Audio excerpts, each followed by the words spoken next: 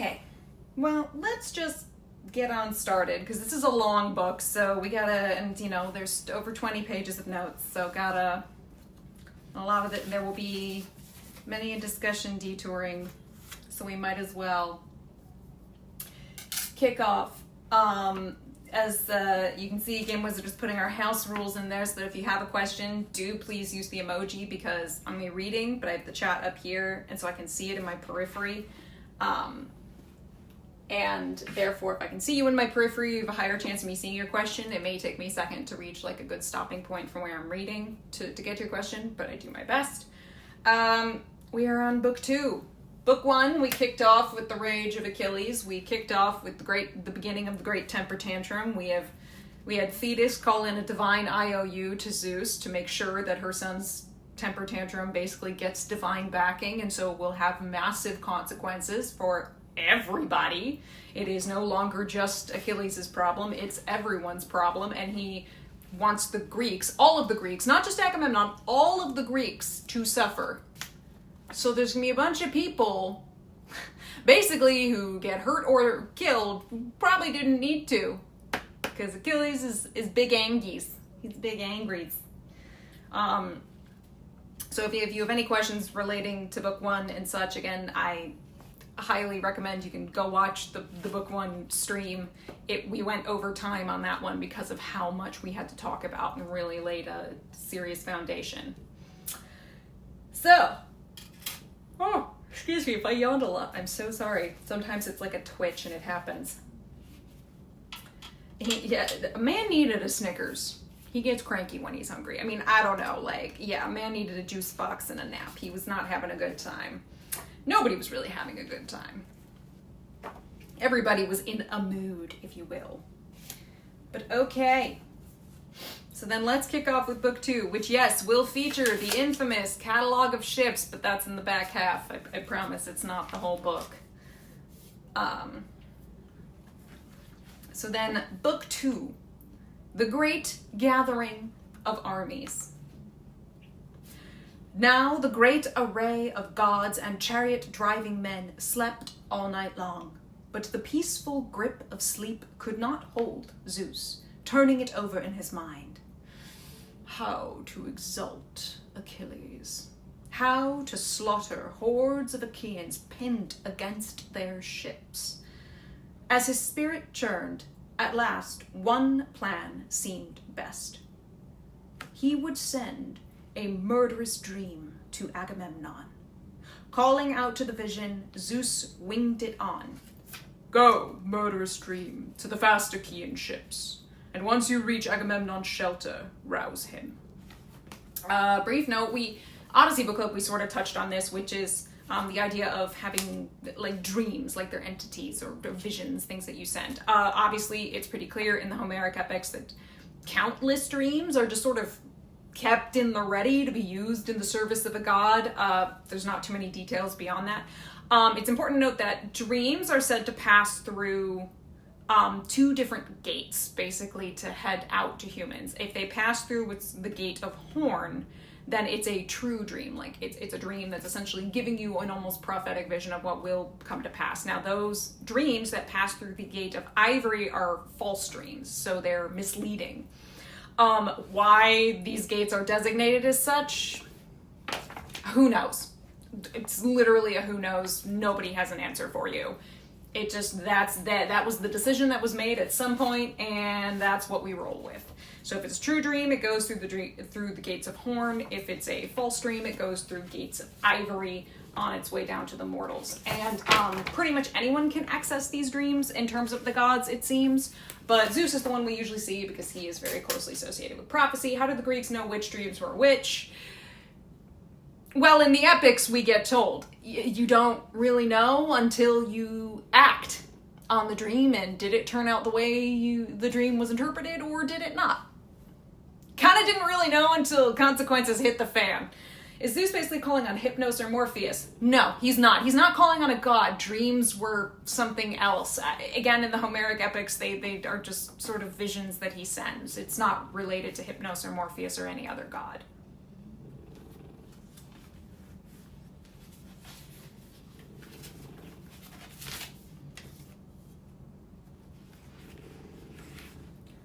Order him, word for word, exactly as I command. Tell Atrides to arm his long-haired Achaeans, to attack at once, full force. So, long-haired Achaeans. We all know I've talked about where's everybody's long, luscious locks in visuals. The Greek word is, oh boy, oh boy, this is a Greek tongue twister for me. Karekomoontes, which just means long-haired. It's a very frequent epithet for the Greeks in Homeric literature. And because cutting one's hair was seen as a sign of mourning or sacrifice. And so generally you kept your hair long. Now, if you maintained your hair as short, that was usually seen kind of as a sign or an association with what was known as the doulos, or the kind of slave class, if you will. They tended to keep their hair cut short. Now, we know that length of hair in terms of was it in fashion, was it not, would vary over time. It would also vary from city-state to city-state. We know that at least the Spartans in particular retained this custom of wearing long hair into a very late period compared to other city-states, because Herodotus in his histories writes that before the Battle of Thermopylae, these Persian scouts, were scoping stuff out, and they saw the Spartans combing their hair as they believed, preparing for, glorious victory or honorable death. So it depended, at least in terms of these Mycenaean, these Bronze Age Greeks, long hair. You gotta have luscious locks, and by luscious I mean it probably frizzed like hell when it rained, if I can recall anything about most Mediterranean hair. Was it referred to as a murderous dream because it was to convince Agamemnon to attack a murderer, because it would lead to the murder of many Achaeans? Mostly because it would lead to the murder of the death, really, of many Achaeans. I don't know if you would say we would murder many Achaeans, this is war, but murderous in that also it links with book 1, the doomed, the doomed murderous rage of Achilles. So this is a dream that's ultimately in service of Achilles' wrath, his Mennes. So it's murderous in that it's gonna cause problems for the Greeks. It's the second, it's gonna lead to the death of many Achaeans. Yeah, Penelope attests in the Odyssey, the 2 gates. Yep.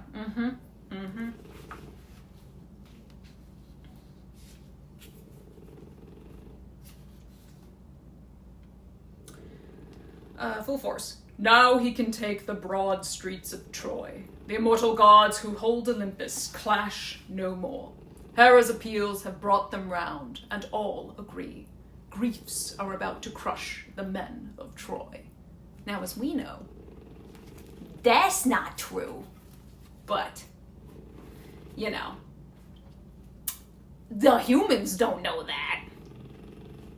At that command, the dream went winging off, and passing quickly along the fast, trim ships, made for the king, and found him soon, sound asleep in his tent, with refreshing god-sent slumber drifted round him. Hovering at his head, the vision rose like Nestor, Neleos' son, the chief Agamemnon honored most. Inspired with Nestor's voice, and sent by Zeus, the dream cried out, "Still asleep, Agamemnon, the son of Atreus, that skilled breaker of horses." Breaker of horses, mind you, is an epithet you'll hear a lot. It's given to a lot of heroes and is meant to denote their skill as horsemen. Would the men of this time still style and cut their hair while maintaining its length, or was it seen better to have it unkempt? That I don't know enough about. Likely you want to have it styled if you're a man of rank, but I think it would depend upon your wealth. So in ancient Greek culture, horsemanship was considered a very prized, very noble art.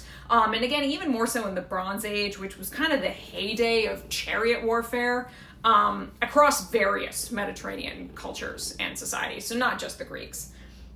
And it is also something that's kind of interesting when we think of breaker of horses. Our good old favorite short king Odysseus is actually notable in the Homeric epics as never being shown or described as driving into battle on a chariot, nor even of owning a horse. I mean, because we're going to have all these other heroes with their chariots and their horses. Odysseus doesn't even own a horse. So he's not driving in on a chariot. That man walks. That's why his thighs are like that. But it's because, I mean, which makes sense though when we say that we know in Odyssey, it's made clear, and we can know this kind of just from general knowledge of topography, that very few of the Greek islands, I mean, least of all Ithaca, are suitable for raising horses. You do need a particular type of, kind of difficult to jump on chariots. Yeah. It's why in the Odyssey, Telemachus actually refuses a parting gift from Menelaus, which is like a chariot and horse team. He's like, there's no way I could get that on Ithaca. Spraker of horses is also an important epithet because of the wealth required to not only large enough land for horses, but land good for horses, which is a lot of land. It's not just having a lot of land, it's just having the right type of land and your ability to, yes, own and maintain horses, but you could own and maintain horses and not be a good horseman. So it really is your ability on the horse, because obviously chariot races and the like were something that were very big part of the culture. So you had to be good with horses, not just have the ability to own lots of them. Then it'd just be like dude who owns lots of horses. Breaker of horses means you're good with the actual horse and on it. That's a skill epithet.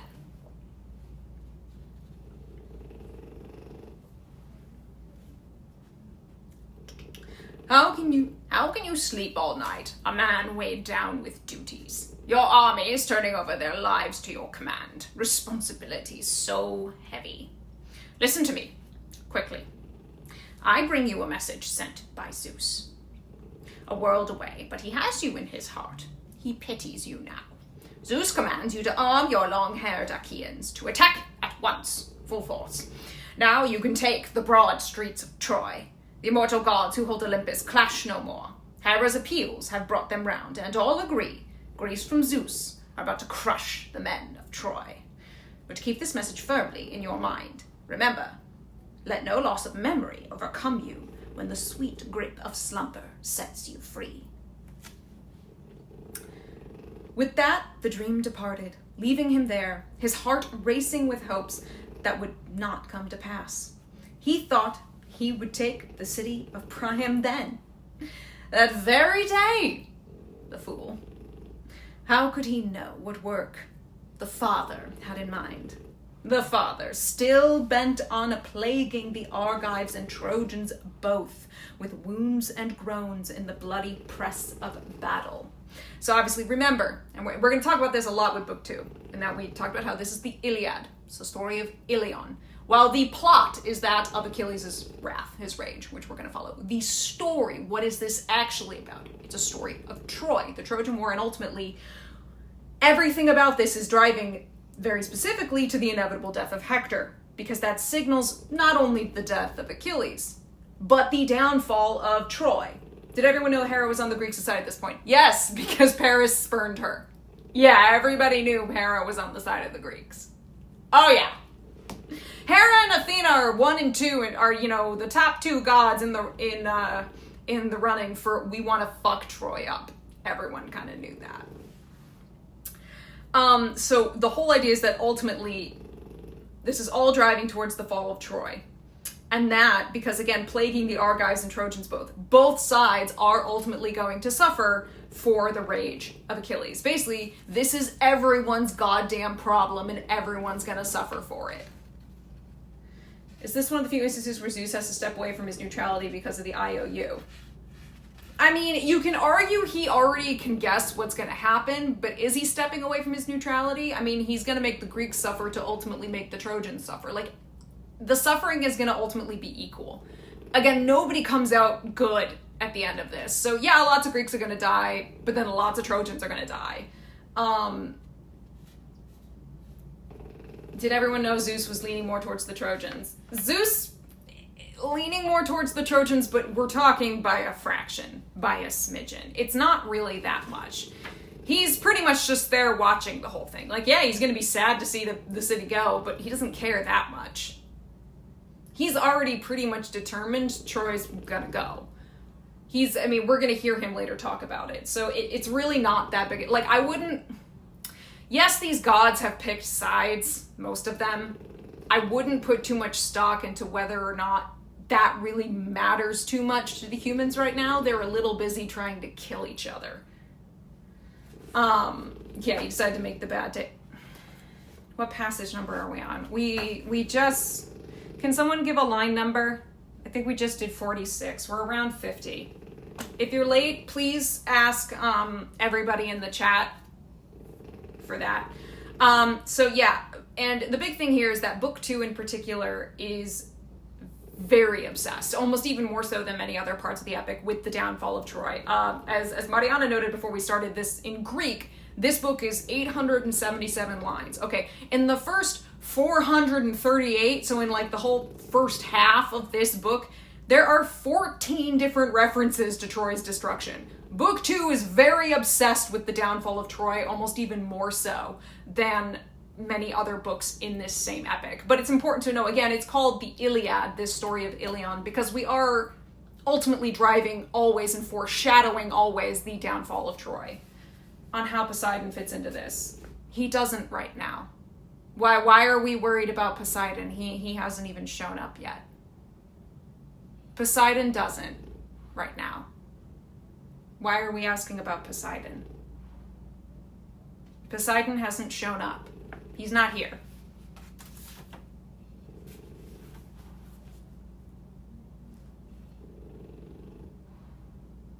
It's not really spoiling the ending. It is more heavy foreshadowing. You can't really spoil an ending that, again, an audience already knows. So it's just heavy foreshadowing. And some of it's not that. I mean, it's really heavy in places in Greek because it's a lot of really clever language stuff. And we'll talk more about it again when we get to Odysseus' moment of, like, kind of taking center stage. But it is basically constantly making it clear that all of this is ultimately leading. Yeah, exactly. The roles of prophecy, fate, divine will, human will. Again, they don't really work on their own. It's all, they're sort of coexisting uncomfortably with each other and playing off each other. So there's no real clear black and white answer, because even the Greeks couldn't give you a clear black and white answer. Exactly.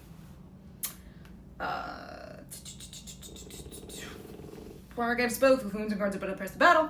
But rousing himself from sleep, the divine voice swirling round him, Atrides sat up, bolt awake, pulled on a soft tunic, linen, never worn, and over it threw his flaring battle cape. Under his smooth feet he fastened supple sandals, across his shoulder slung his silver-studded sword. So that was quite a description of basically outfit of the day. He's showing you his drip.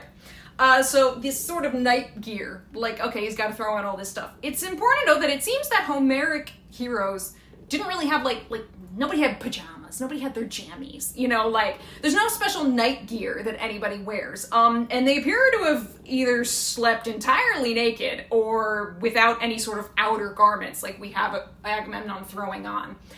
Imagine what you will, either is frankly correct. Now, the flaring battle cape, which I love, I'm imagining a dramatic cape moment.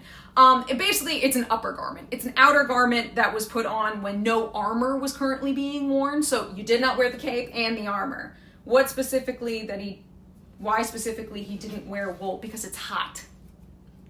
He might be sleeping on wool, but he's not going to wear wool right now when you can wear linen, because it's hot. This is Turkey. Anybody who knows the tales of Gallipoli knows that it's hot as hell at certain times of the year. So likely we're to imply that it's really warm out. And he's throwing another thing on top of it. This cape, like, you don't need to imagine, like, specifically a cape. Sometimes it might be a skin or a pelt of, like, some sort of wild beast that'd be worn instead of, like, a cape proper. But obviously we're describing some sort of outer garment that's going on atop everything else when you're not in your armor, because no capes when you're fighting. And then finally, that silver-studded sword. You're gonna hear reference to silver swords and silver-studded swords a lot kind of throughout the Iliad, so we'll just knock this out of the way now. Now, generally, Homeric heroes are carrying a spear or a lance, sometimes more than one. Even on peaceful journeys, you had a spear with you. Hey, good to have at least some sort of weaponry on you. And again, your main weapon was your spear. Sword's a secondary weapon. Agamemnon here is carrying a sword and not a spear because he cannot conveniently carry a spear and this grand sort of scepter that he's going to be carrying out as well. We're going to talk a bit about the scepter in a second, but like his famous like stick of authority, basically. So while often worn, the sword was not used much in combat. Again, it's a secondary weapon, especially when later you get into the roles of things like the phalanx. That's based around spears. It's really not based around swords. So this silver-studded sword in particular is not only, it would have been a very expensive weapon, so that's a fancy-ass sword, probably very well crafted. But the crazy thing is that there's a general, again, rough period. We say, well, yeah, if there was some sort of conflict, whatever, that inspired the Trojan War, roughly people say 1250 BCE is like the rough timestamp decade we give for it. These silver swords that get described here in the Iliad would have been long out of date by this point. So they were kind of one of several kind of anachronisms that are in here, which again reflect that this is being written down in the Archaic Age, composed in probably the very, very late Dark and early Archaic. Even they weren't really sure exactly, like, again, we know more about the Bronze Age than the Archaic Age did. So he's just like, well, these silver-studded swords, and we're sitting there going, well, technically they would have been really long out of use, but you know what, whatever, he's got a fancy sword, okay? Fancy silver sword. No capes when fighting, capes when strutting, capes when not in armor, no capes when wearing armor. Yeah, exactly, Edna said no capes. No capes when wearing armor.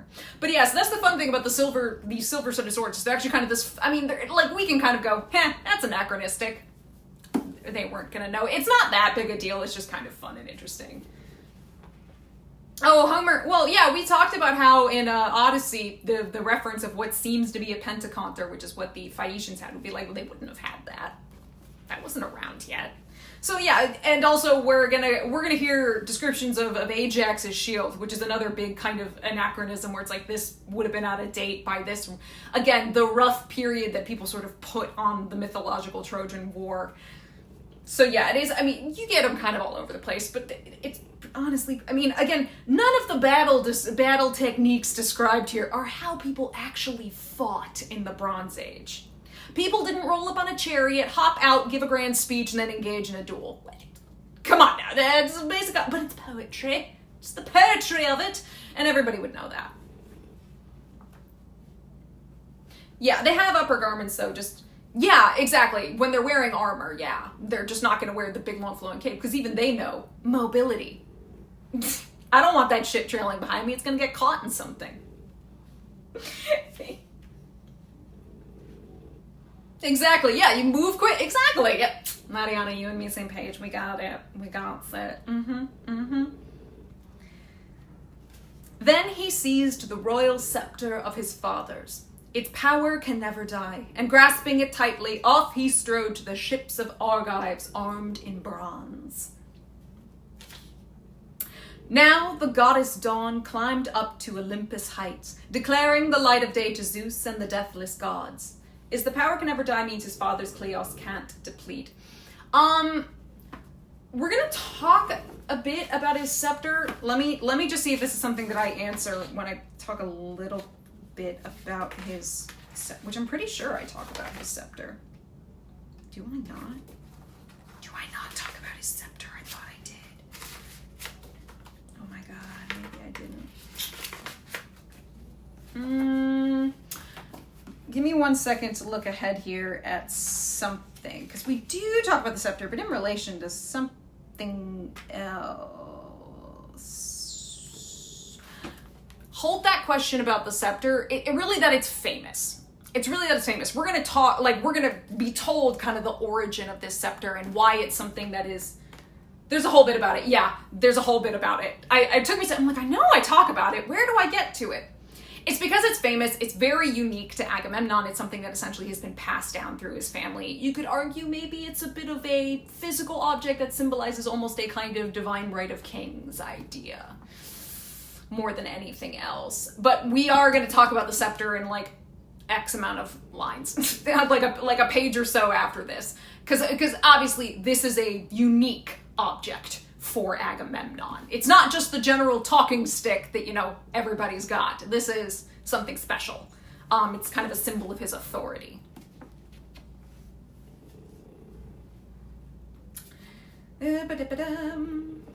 As the king commanded heralds to cry out loud and clear and muster the long-haired Achaeans to full assembly, their cries rang out, battalions gathered quickly. But first he called his ranking chiefs to council beside the ship of Nestor, the warlord born in Pylos. Summoning them together, Atrides set forth his cunning, foolproof plan. Spoilers, it's not foolproof. Not gonna be foolproof. That's okay. Hear me, friends. A dream sent by the gods has come to me in sleep. Down through the bracing gods at night it came, like good Nestor in features, height and build, the old king himself. And hovering at my head, the dream called me on. Still asleep, Agamemnon, the son of Atreus, that skilled breaker of horses. How can you sleep all night, a man weighed down with duties, your armies turning over their lives to your command, responsibilities so? Yeah, wonder whose fault might that be? I know. World away. Listen to me quickly. I bring you a message sent by Zeus, a world away, but he has you in his heart. He pities you now. Zeus commands you to arm your long-haired Achaeans to attack at once, full force. Now you can take the broad streets of Troy. The immortal gods who hold Olympus clash no more. Hera's appeals have brought them round, and all agree. Griefs from Zeus are about to crush the men of Troy. But keep this message firmly in your mind. With that, the dream went winging off, and soothing sleep released me. Come, see if we can arm the Achaeans for assault. But first, according to time-honored custom, I will test the men with a challenge. Tell them all to crowd the oarlocks, cut and run in their ships. Yeah. So this bit where he says, but first according to time-honored custom. I will test the men with a challenge, tell them all to crowd the oarlocks, cut and run in their ships. Now that bit of time-honored custom, it's an interesting translation here by Fagles, because the Greek word being used there is themis, or themis, which describes conduct as it is usual and proper, like as things are meant to be, so say kind of the order of the universe, basically. Basically, again, that which is right, sanctioned by custom and the laws of nature, if you will. So it does seem really unlikely that commanders would make a kind of discouraging or disparaging or despairing speech saying, hey, let's cut and run, to your troops while you're preparing to go and launch an offensive. But that's kind of what the word is suggesting here. What I think it more means is I'm going to, as with anything, I'll make a speech, we'll make a grand show of it, I'm putting a test to them. But it's like, you're literally gonna roll up and go, oh gosh, look at that, we've done this for 9 years, no hope, better cut and run, boys, but otherwise, let's attack. It's a great idea. He clearly has a plan. We're gonna, the plan's not very good. We're gonna talk about that, don't worry.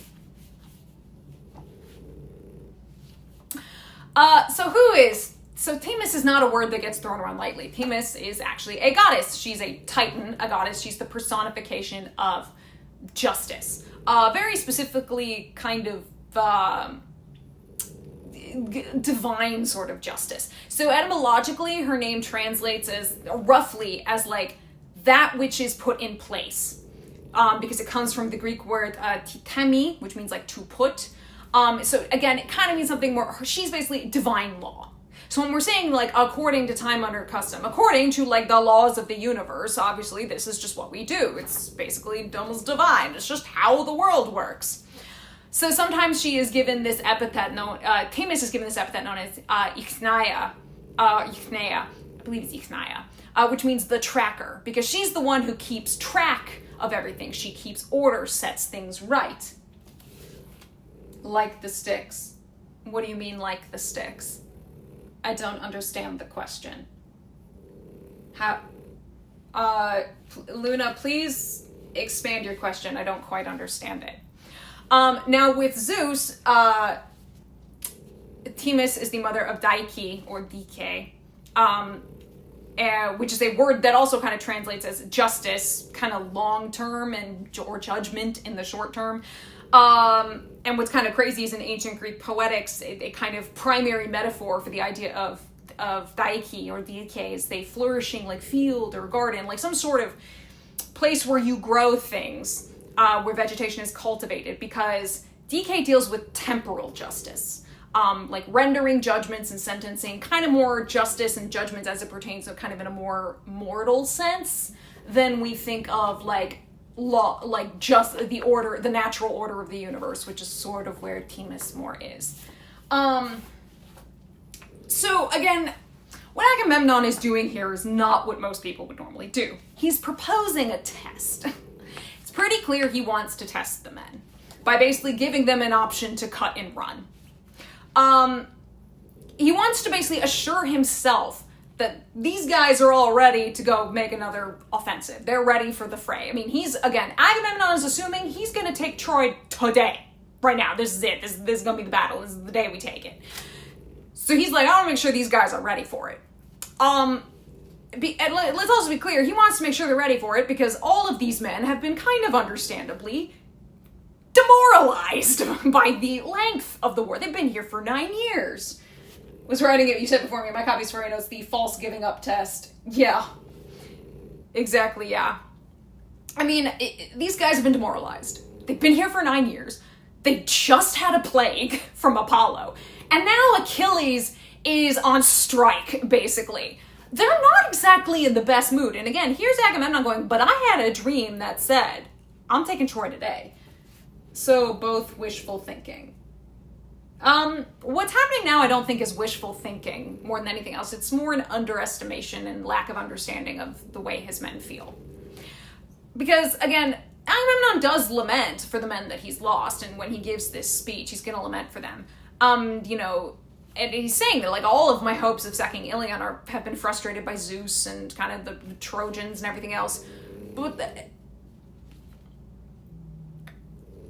And again, combined with this is kind of what he's not taking into account is how there's a personal despair in the knowledge of how this situation is affecting his and the soldiers' families. Like, again, he kind of gets that everybody's demoralized, but he's not realizing how demoralized everyone is. Because these people everybody's got wives and children back home waiting for them. It's been 9 years. So everybody's kind of in a shit mood. And so he wants to try and be like, are you guys ready to take Troy? Because again, I got told we're taking Troy today. Are you guys ready for this? Spoilers, it's not going to go well. This test that everybody basically fails this test. Everybody's going to fail this test. Well, almost everybody. There's literally one person who doesn't. And again, did I mention Odysseus is taking center stage in this front half? This is not going to be Agamemnon's most shining moment. Yeah. Anyway. So much for his plan. Oh no, he said, run to their ships, but you take your battle stations at every point. Command them. Hold them back. So basically, I'm going to make them try and cut and run, but you have to rally them back, build back the confidence. The result of him king in his stat. What a result of him being king in his status? I don't understand the question. Again, everybody's asking questions and they're kind of coming to me very out of context. So if you could try and make your kind of questions, especially if you're reacting to something that I've said, like, or to something in the book, be specific so I can try and understand what your question is. It's sort of the locker room speech, yeah, but he's trying essentially reverse psychology. And he's like, and by the way, you guys are all going to be ready to basically be like, no, guys, we totally got this. We totally got this. It's just not going to work. Yes, this is why divine will alone cannot realize prophecy, because men will find a way to fuck up anyway. It's so true. It's so true. As we're going to see with the result of this speech, it nearly causes what could have been catastrophic for the Greeks. I'm guessing it's a question about how out of touch Agamemnon is. It's not because he's king. No, because we're going to see kings who are very in touch with their men. It's just, he's had this dream and he's like on the high thinking, I've totally got this. I've got this. Look, I got a dream. The dream said we're taking Troy today. So he's filled with this confidence that nobody else really is. It's just not really to do with him being king. It's this unfortunately false confidence that he has. Said, I had this dream. Right, he could make this speech go, so I had a dream. And everybody, but no, he's not going to, as we'll see. Yeah. Denzel. You fumble the football, then I will break my foot off in your John Brown hind parts. And then you will run a mile. Yeah, I know. Perfection. So much for his plan. Agamemnon took his seat, and Nestor rose among them. Noble Nestor, the king of Pylos' sandy harbor, spoke and urged them on with all good will. Friends, lords of the Argives, oh, my captains. Oh, captain, my captain. If any other Achaean had told us this dream, we'd call it false and turn our backs on it. But look, the man who saw it has every claim to be the best, the bravest Achaean we can field. Come. Oh, not Agamemnon, the world champion of kicking himself in the groin competition. Oh my god, super warlock. Yeah, that's not wrong. Yeah, king of kicking himself in the groin, shooting himself in the foot. He does that. I mean, he's not the only one, but oh, he does do that. And he does it in ways where you're just like, God damn it. God damn it. Yes, exactly. Oh, they've all got big egos, but yeah, he's got one too. Come, see if we can arm the Achaeans for assault. And out he marched, leading the way from council. The rest sprang to their feet. The sceptered kings obeyed the great field marshal, rank and file. That bit, Wilson refers to him as Gerenian Nestor throughout the chapter. Gerenian. This has to do with something. It's on this, I think this has to do, give me 1 second and I can tell you, because that's, I think I know, and I want to be careful and check.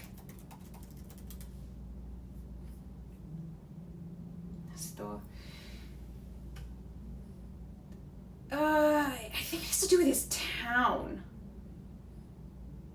Yes, it has to, yeah. So, Nestor kind of has to travel around quite a bit. His hometown gets destroyed. No, it's not geriatric. It's Gerenian. It has to do with a town called Gerenos. So he's called Nestor Gerenios. It has to do with like a town where he lived. It's essentially like it's Nestor from this place. That's what it was. Some bit about Gerenian, if you do it. As far as I know, it has to do with the town of Gerenos. I think it's Messenia. If I'm, yeah, I wanted to check, so I'm like, I think that's the place he ends up, but I wasn't sure if that was the name of it. So I wanted to be very careful before I said anything. But I was going to say, Mariana, if you have more to add, please do. But yeah, this bit where it says, if any other Achaean had told us of this dream, we'd call it false and turn our backs on it. So again, these dreams, I mean, they understand the idea that not all dreams are true. Totally was understood, right? They got that. So these kings and generals would absolutely be on guard that maybe this isn't a true dream. I mean, it's a gambit. To go for a decisive battle, like right after pretty much Achilles has said, I'm not fighting for you, man. That's a gamble. That's a gambit. And they're just kind of like, we're a little wary. But I mean, the fact that it's Agamemnon who's saying it, and he's so certain of it, and the way that he delivers it, they're like, well, it's got to be a true dream, right? Like, there's no way somebody was in this Agamemnon and it would be fake, right? Like that. Okay.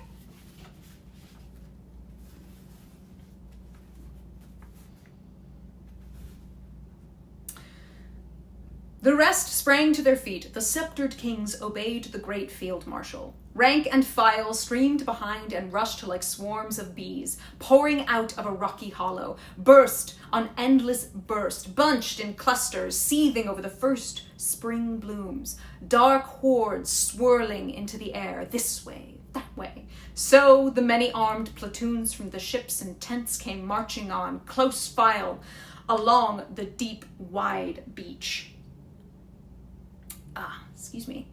To crowd the meeting grounds. And rumor, Zeus's crier, like wildfire blazing among them, whipped them on. So rumor, here it is capitalized. Important to know this. And now here's the thing. because a rumor source is usually ultimately unknown. You know, I heard it from that guy, who heard it from that guy, who heard it from that guy. Like, there's no source. It's therefore ascribed to the god known as Ossa, here in Homeric,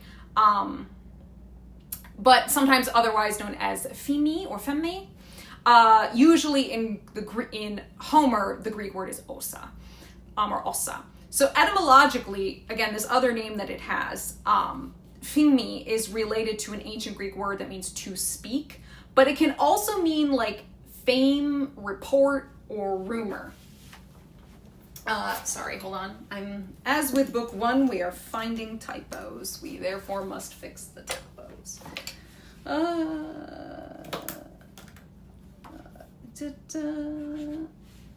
Must fix typos so I can fix the PDF.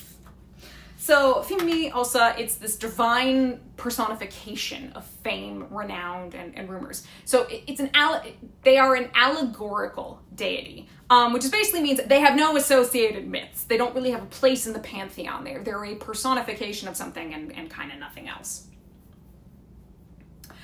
So she represents this dual nature of fame. So if you're in the favor of rumor, you receive notability and praise. If you are suffering her wrath, then you're being haunted by scandal and rumors. It's basically the power of word of mouth. So now, while there is evidence, again, this is an allegorical deity. Rumor doesn't have any mythology really of their own. They don't really have a place in the pantheon. But there is some evidence that Femi was worshipped in Athens. We have records of an altar that was erected to her in the agora around like the 5th century BCE. But to what extent this god was being worshipped? Question mark. We don't know much other than, hey, we know there was the erection of an altar. Beyond that, we don't have much. And again, in Iliad and even in Odyssey, this character of Ossa or Ossia acts as a messenger and usually of Zeus. It's saying rumor sent them on because they don't know who sent the dream because the dream isn't true. It's not about the dream. It's them hearing, we're coming to war, we're coming to war. Nobody knows who began the call of get armed, hey, wake up, get your shit, let's go, or move it. It's like somebody playing Reveille, but you don't know who's playing Reveille to wake you up in the morning. So these troops don't know about the dream. None of these troops know about the dream yet. It's just like the few kings on the council who know. The troops don't know yet. And this is about rallying all the troops. That's why we're describing them as kind of like hordes of bees. Like everything's buzzing with activity and people are coming in these weird little clumps and from all sorts of places. Associations to Kleos? No, not as far as I know. No.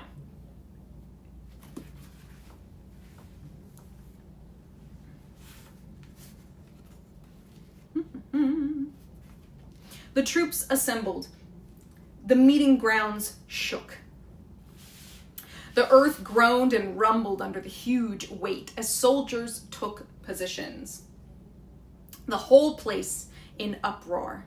9 heralds shouted out, trying to keep some order. "Quiet, battalions! Silence! Hear your royal kings!" The men were forced to their seats, marshaled into ranks. The shouting died away. Silence. King Agamemnon rose to his feet, raising high in hand the scepter Hephaestus made with all his strength and skill. Hephaestus gave it to Cronus' son, Father Zeus, and Zeus gave it to Hermes, the giant-killing guide, and Hermes gave it to Pelops, that fine charioteer. Pelops gave it to Atreus, marshal of fighting men, who died and passed it on to Thyestes, rich in flocks, and he in turn bestowed it on Agamemnon, to bear on high as he ruled his many islands and lorded mainland Argos. So, yes, super fancy passed down through the family from the gods scepter.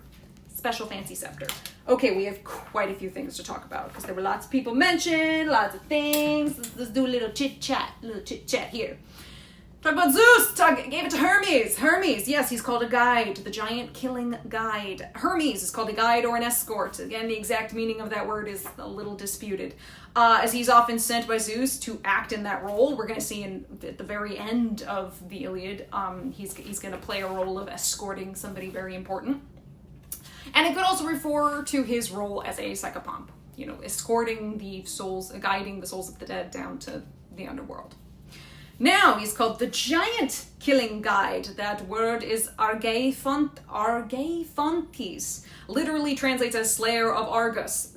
It's that, along with calling him a guide, are two very regular epithets for Hermes. This is a reference to his slaying of Argus, who was this 100-eyed giant who served Hera, and it was in order to free the Greek princess Io, who'd been turned into a cow. Now, yes, there are giants. We are talking about the Gigantes, because Argus was one of these Gigantes. It's a race of beings that were first born from Gaia. They feature in a major conflict that's called the Gigantomachia. Now, Hesiod claims that the Gigantes were born from when Cronus defeated Ouranos, basically like when he castrated Cronus. You know, we know that part of it fell in the sea, and from the foam, we say, came Aphrodite. Well, the blood fell onto Gaia, and that birthed the Gigantes. Now, there's, again, like with a lot of stuff in mythology, there's a lot of different origins for these Gigantes, Gigantes. The Apollodorus also says they're children of Gaia and Ouranos, but he doesn't really mention the castration part, so they're children of Gaia and Ouranos. Or Gaia, really. Their name, of Gigantes, which literally just like gigant and then es, Gigantes. In a lot of scholarship, their name... so the scepter's power can't die because of its divine origins. Does the scepter have powers? No, it doesn't have powers. It's just like, it denotes him having almost insane authority. It's just super fancy, means that this guy, he's top shit. This guy is a big deal. Like, don't take the power can't die as a literal statement. It's much more a metaphorical statement. It's just like, hey, this scepter is kind of a big deal because it was made by Hephaestus, who gave it to Zeus, who gave it to Hermes, who gave it to Pelops, who gave it to his kid, who gave it to his brother, who then gave it to his brother's kid, and like, it's being passed down through a bloodline. It's an object made by the gods. It's a fancy schmancy object. It's a big fancy stick. It's got a little, it's like it's like the most extreme, the best of the brand names you could ever have. Top tier quality, right? Like, that thing probably doesn't dent or rust or anything. And again, this is very unique to Agamemnon. He's the only one who's got one of these special fancy sticks. So the Gigantes, is the etymology that straightforward? Gaia, Gigantes, giants. So I'll type it in here. We have Gaia to Gigantes. Yeah, you did. I mean, I don't know. Etymologically, I don't know if it leads to, I guess. I don't know if the English word giants comes from this. It's just like, it's an easy way to remember it, and we can hear it as English speakers go, oh, well, that kind of makes sense, right? So their name usually is taken to imply what is called gegenis, which I'll spell in here for you. This word we're about to talk about, gegenis, which is also which ended up being another epithet for these Gigantes. I'm calling them Gigantes, but it might be Gigantes. Comes from gigas, might. Yeah, these mighty things, these massive things. And again, contrary to what their name might suggest, they were a race that was great in strength and aggression. They were great in might, but not necessarily in size. Like, they weren't actual physical giants. They were giant in force and strength, if you will. Where they are usually depicted as being fully human-like. For some reason, once you get past like 380 BCE, you start seeing them with like snakes for legs, which is weird. IDK, mate. Look, the Greeks are weird. Just roll with it. Now, the Gigantomachia, this massive conflict they have with the gods, does not have a single complete source, which is pretty common in Greek mythology. Welcome to the fact that everything is usually spread across like 50 different sources. And sources from the Archaic Age are even more limited. Like, Homer and Hesiod do not explicitly mention it. But the Theogony does mention that the Muses sing of the giants. Like, it's obliquely referenced, but we don't get really into it. There's a poet named Xenophanes who said that the Gigantomachia was a subject that was best not discussed at the table. It was one that was, in fact, we should avoid it. So, like, generally we don't talk about it. Our most detailed account comes from, of course, our good old buddy Apollodorus. He said the war was started when a particular Gigantes named Alcinoeus stole some cattle of Helios. They gotta stop the cattle raiding, and really, Helios's cattle, stop touching the sun cattle, guys. Now Apollodorus also gives them a whole different origin. He says, oh, they were born by Gaia's revenge over the imprisonment of the Titans who sided with Cronus, which again, lady, what did you think was going to happen? It's very similar to Typhon and Echidna. But basically, once they're born, these Gigantes are described as hurling rocks and burning trees at the sky. A prophecy claimed that they could not be killed by the gods alone. You needed the help of a mortal. So Gaia also heard about this prophecy. She's like, well, shit, can't have that happen. I'm on a plan here to fuck up my grandchildren. So she sought out a particular plant that's known as pharmakon that would supposedly help the Gigantes to win. So to counter this, Zeus was like, oh, no, you don't, and sent Eos, Selene, and Helios and said, you don't get to shine. I don't want dawn. I don't want day. I don't want the moon. I want pitch black.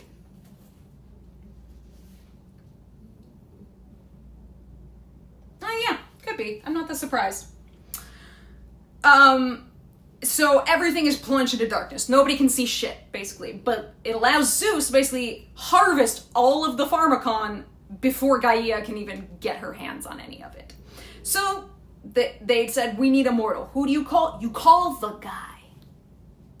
You need a guy. You need a guy, you need the guy. So who do you call? You call Heracles. That's right.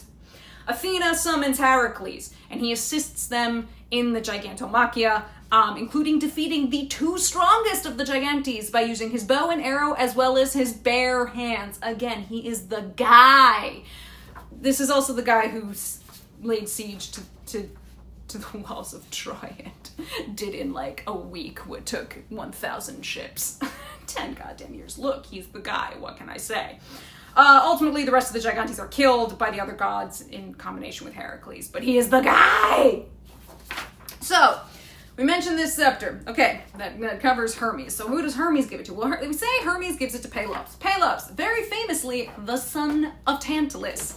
Part of the origin of this cursed line of the House of Atreus. We have to talk about the House of Atreus some more. So Pelops, yeah, son of Tantalus. Who is his mother? Kind of depends on who you read. Kind of depends. Kind of depends. It's really not that important. She frankly doesn't really feature in the myths. Sorry. So Tantalus was a king at a place called Mount Sipylus in Anatolia, and was rather infamous, we might say, in Greek mythology for hosting the Olympians. And as an offering, he killed his son, Pelops, cut him into pieces and made a stew from his flesh, which was then served to the gods because he thought this was a great idea. We're all screaming internally going, why? Why? Now, I can tell you, those who were in the Discord last night know a little bit about this. There is a poet named Pindar, who's a special bloke. Pindar has this one particular piece called the First Olympian Ode. And he challenges this whole myth. He's like, yeah, nah, Tantalus, chop and kill his son. He goes, nah, that sounds like fake news. That sounds like anti-Tantalus propaganda.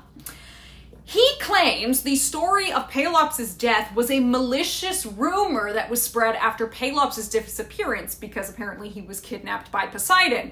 So what happened was all of Tantalus' neighbors who were jealous of how rich and awesome Tantalus was started spreading this rumor. Pindar's the only one who says like this, by the way. And we're all just like, Pindar, why? Like, Pindar, what's with this pro-Tantalus agenda here? Confusion. But again, Pindar's a special boy. If you ever read his odes, they're great, but he's a special boy. Is Tantalus the guy in the underworld surrounded by food and drink that's forever out of reach? Yes, he is. That is Tantalus. Pindar, what are you on? Probably everything. They all are, let's be real. Now, all of the gods who are at this dinner and being served human flesh, basically they all catch on, all except for Demeter, who was in that moment distracted over the fact that Persephone was not there with her. She's down in the underworld. So Demeter's moping, doesn't notice, and she absent-mindedly accepted the offering and ate Pelops' left shoulder. Ew, and whoops. We did an accidental cannibalism, guys. Whoops. So Tantalus Tantalus is therefore banished to Tartarus, and as was mentioned, his eternal punishment is that he's given never-ending thirst and hunger. He's forced to stand submerged in like water that's up to his neck, with fruit-laden branches dangling right over his head. Every time he goes to take a drink, the water recedes. Gone. Not a drop to drink. Bone dry. Every time he tries to reach up and pick a fruit, those branches just get just out of reach. No fruits for you. That's his eternal punishment. And Pelops is at that point then ritually kind of reassembled and brought back to life. His missing shoulder was actually replaced with one of ivory that was forged by Hephaestus. I assume that's where we get the word tantalizing. Yes. So is Tantalus the origin of the phrase tantalizingly close? Tantalize in general. Yes, this all comes from Tantalus. Yes, that is where the origin of all those types of words come from Tantalus. And so again, we kind of, one of the few times the Olympians go, I think we need to break the rules when it comes to this guy is dead, because this is pretty fucked up. This was pretty beyond the pale. Okay, we're gonna do a very special ritual to bring this guy back, but like, this is not the norm, guys. We don't do this really at all or often, but this was, holy shit, a special case. Woof. So following his resurrection, it is said that Pelops is taken to Olympus. Basically, Poseidon kind of sneaks him up to Olympus and teaches him how to drive the divine chariot. The ability of Pelops to be a really good driver of horses and of chariots is going to be really important for his myth.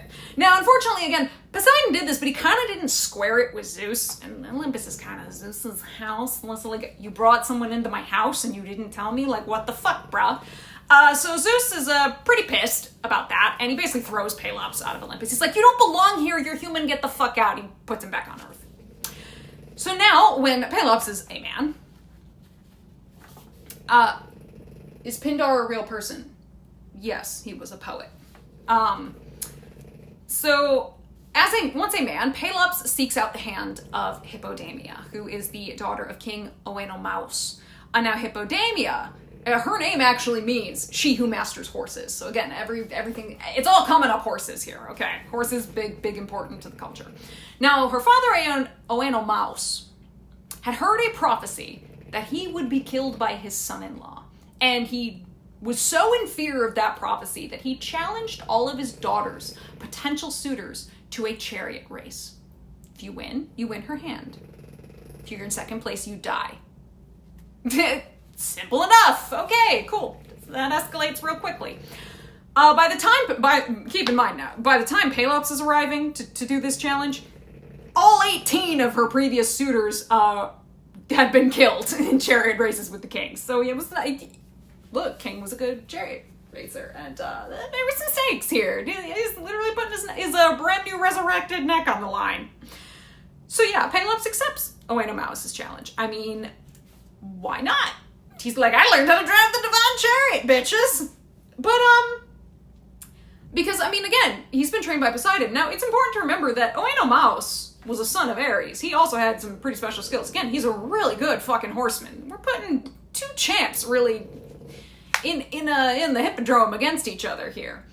So, again, Pindar, our favorite Pindar, he states that Pelops called on Poseidon for aid, and that the god sent Pelops a chariot and horses. So basically, here you go. These are on loan. Go get your girl. Have fun. Did Alceptus help, or was it Alceptus? Acleptus? I don't know who you're asking about, Luna. I don't know. I'm going to take a gander. You're referring to the resurrection, and did you mean Asclepios? The son of Apollo, who was a really good medic, basically, a physician, until he decided to start fucking around with the power of life and death, and that got him killed? In which case, no, Asclepios did not help. The gods never went to him for help. So, no. Yes, Asclepios. No, this was the gods who did all this by themselves. Yeah, so, anyway. Regardless of how he got them, eventually Pelops, he's gotta swaggy new chariot and horses, courtesy of Poseidon. So he's on his way back. To head to defeat Oenomaus at Oenomaus' kingdom in Pisa. Now, this is not Pisa as in Italy. This is actually known as ancient or archaic Pisa. It's a village. It's about like a mile outside of ancient Olympia, northwestish corner of the Peloponnese. I know, it's going to sound like the city in Italy, but not the same one, we promise. We still in Greece, mind you. Basically what happens is he's in such a rush, and somehow this happens, his own charioteer, because normally, you know, you're in the chariot, but you have a charioteer, a guy who's helping you drive, whose name is Kilos, he dies. Kind of bummer, here's your buddy. I mean, suddenly he dies. You're like, damn, this is like having your second for a duel, and he dies on the way. Now, according to the Greek historian Theopompus, Pelops basically pauses his journey to properly bury Kilos, and he buries him with great honors. He even raises a mount so that later somebody can erect a temple to Apollo, who gets known by the epithet Apollo Kilios. And he also founds a city right near this that he names Kila after his charioteer and friend. So again, a lot of these historians, and Strabo is kind of the same with his description of Greece. Pausanias might also be like that too. In that it's not Strabo, it's Pausanias, whatever. I'm mixing up all the sources. These kind of historians, these geographical historians like to tie like, and this is the myth that eventually led to this place. You get a lot of stories like that from historians. Regardless, he pauses on his way to go get the girl to found a city because he's burying his friend with great honors. Cool. Anyway, once he's back in Pisa and preparing to race his potential future father-in-law, Pelops is like, I mean, I know I'm good, but this guy's also good. He has killed 18 guys. He's won 18 races before me. That's a pretty good charioteer. He hatches a plan. He hits up Oenomaus' charioteer named Myrtilus. Basically says, hey, so what if we basically quasi-rig this shit? Basically, Myrtilus will sabotage the king's efforts somehow so that Pelops can ultimately win the race. Like, just in case.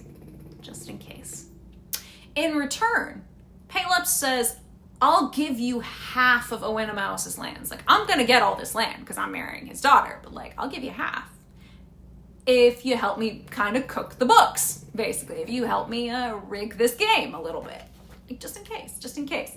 Now, this deal he makes with Myrtilus is quite controversial.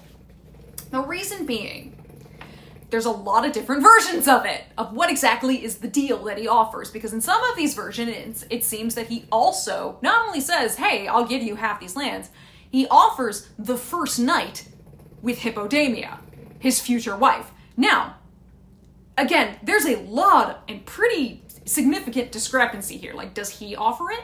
Like, is this part of the deal at all? 1.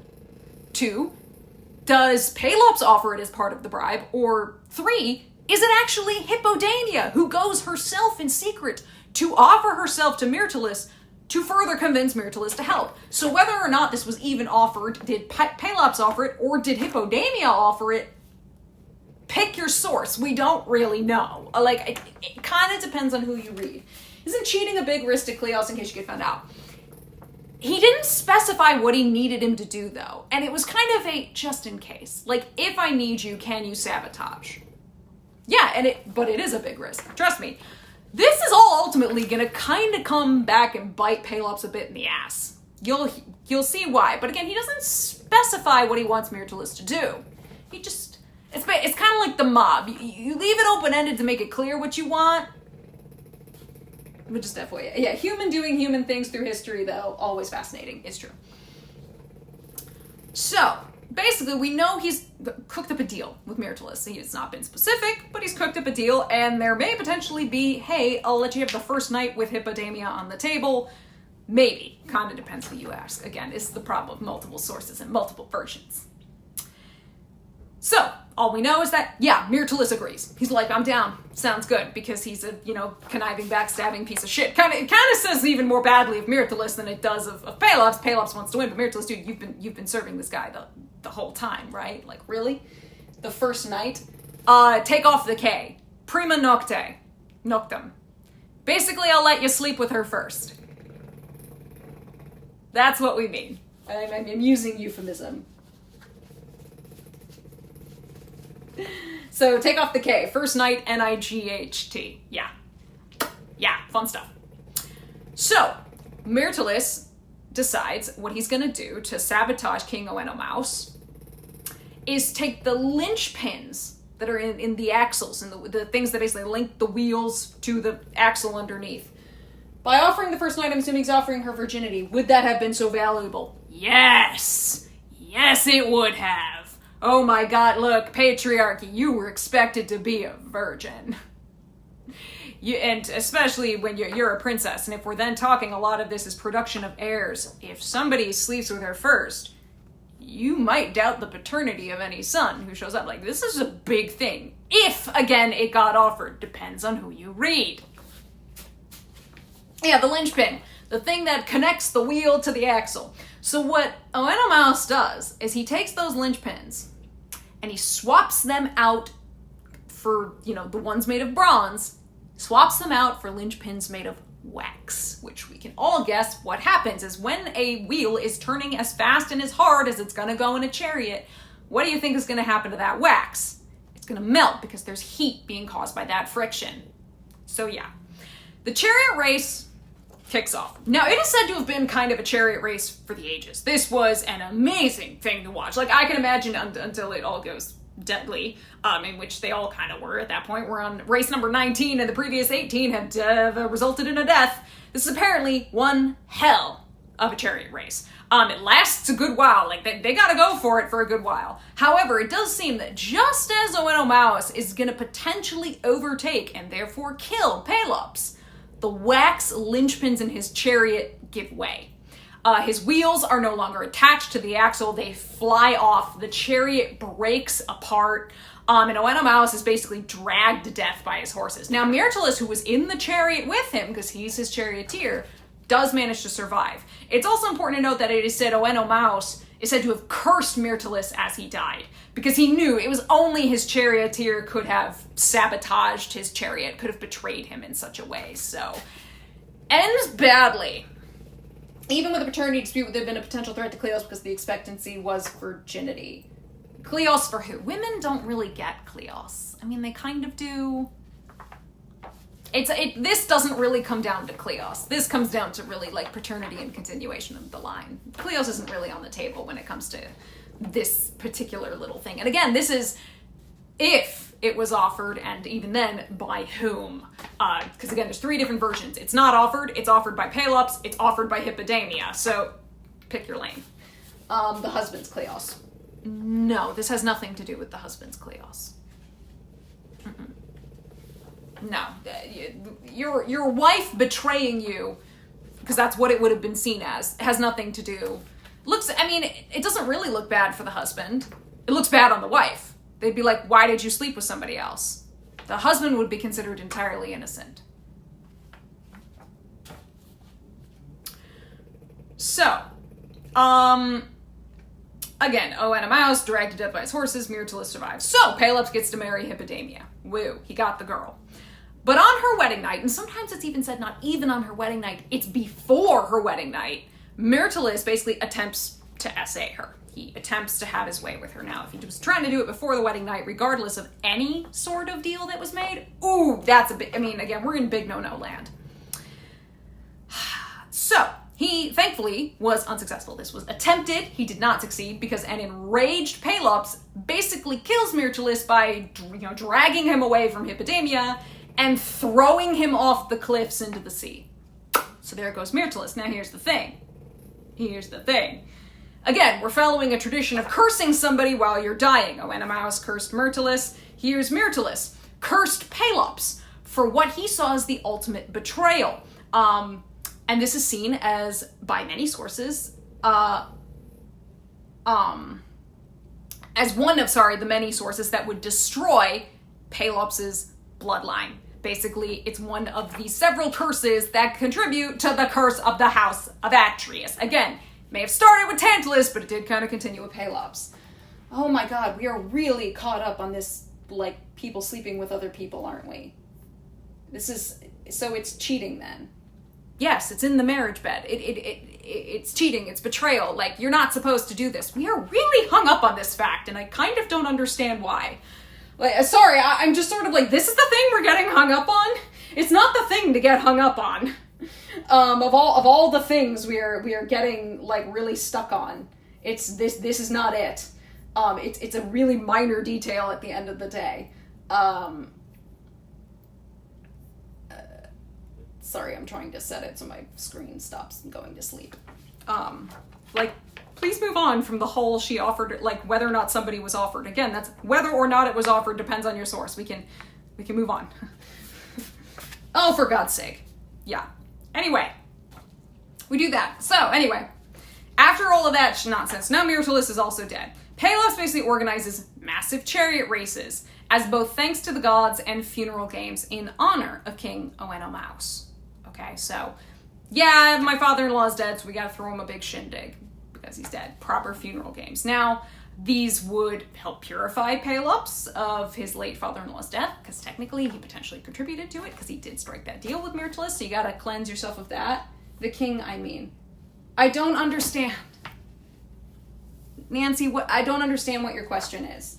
So it's cheating then. What is cheating? Please, write a whole question so I know what you're asking, because this must be a delay. Like, I'm well beyond. We're here talking about funeral games. I don't know what we're talking about here in this question.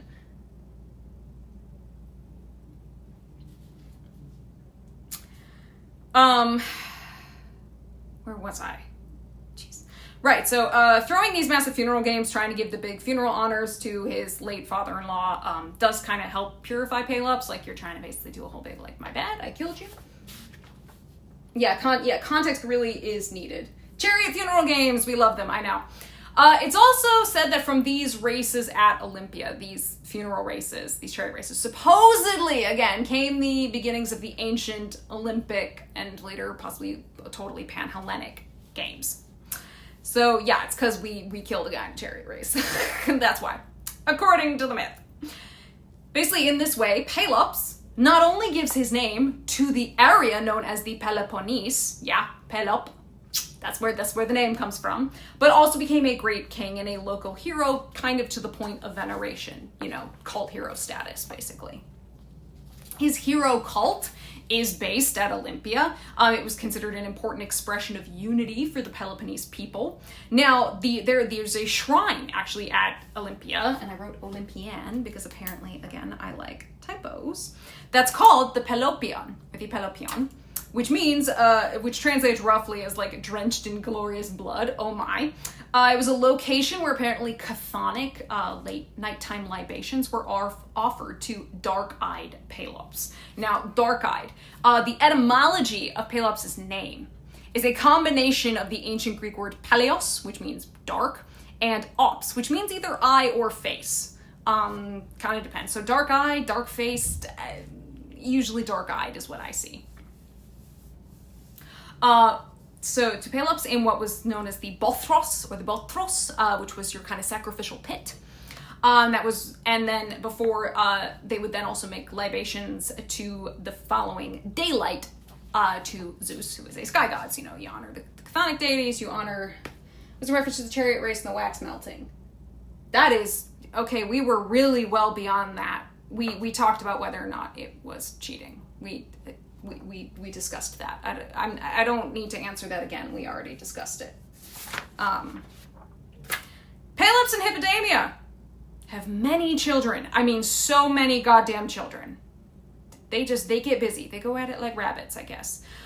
Two of the most famous, or rather infamous, are the twins, Atreus and Thyestes.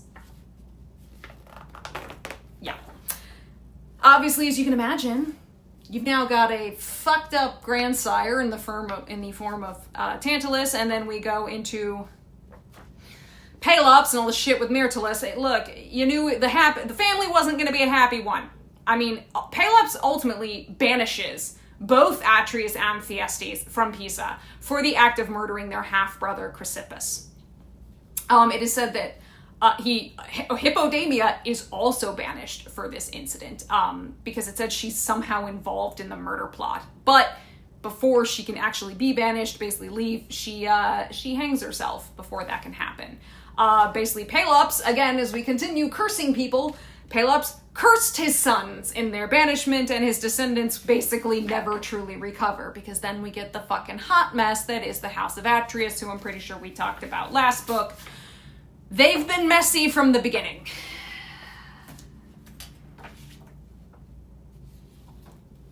This should have been a 10-second delay when I see new posts in live chat versus when they pop up on screen.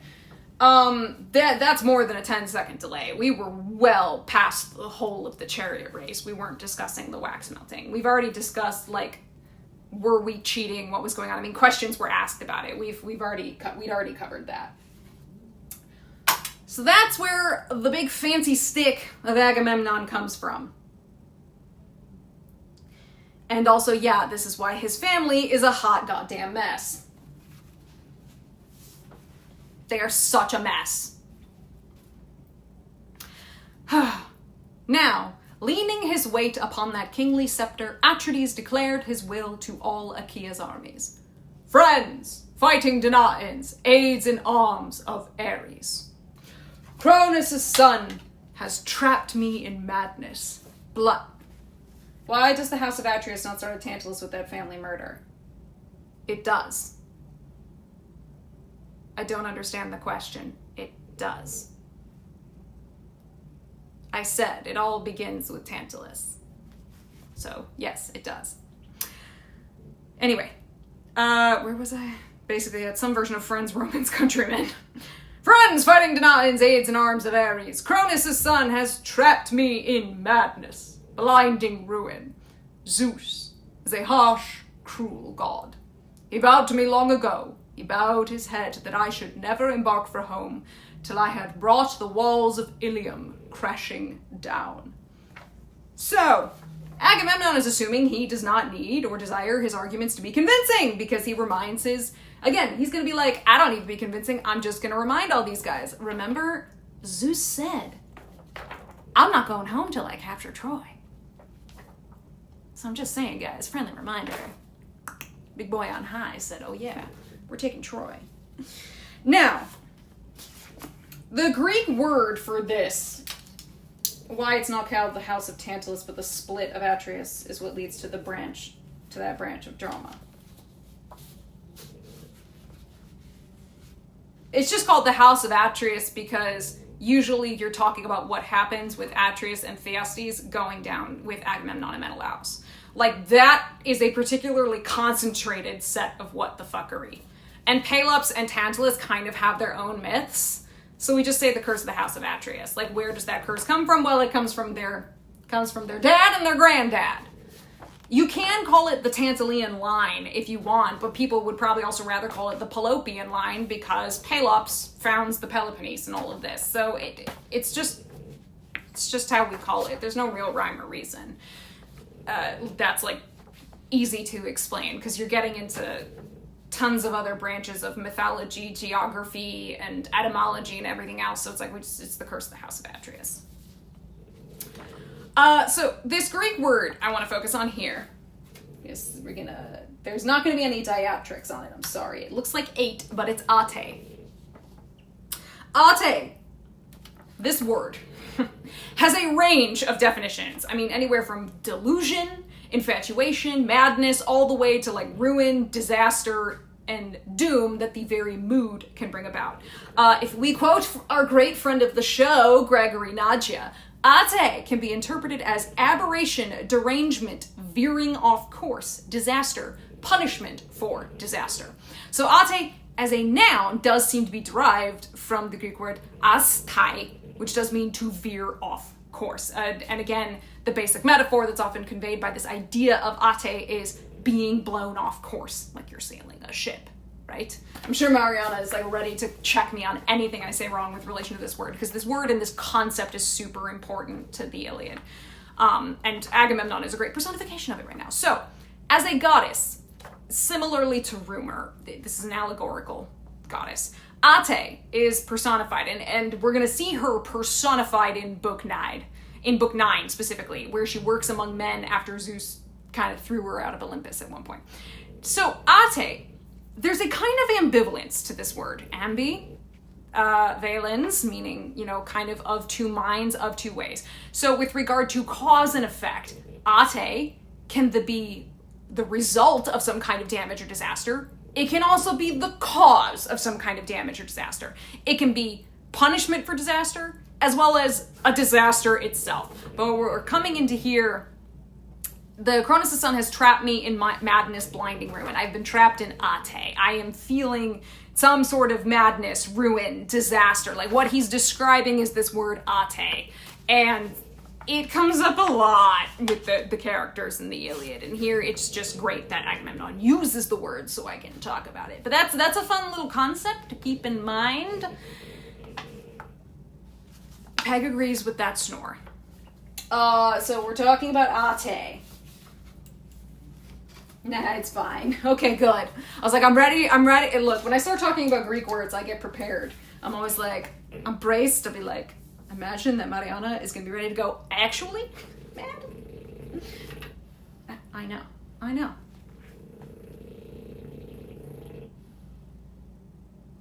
But now I see he only plotted brutal treachery. Now, he commands me go back to Argos in disgrace. Whole regiments of my men destroyed in battle. So it must please his overweening heart, who knows? Father Zeus has lopped the crowns of 1,000 cities. True, and Zeus will lop still more. His power is too great. What humiliation, even for generations still to come, to learn that Achaean armies so strong, so vast, fought a futile war. Yeah, ate, if personified, yes.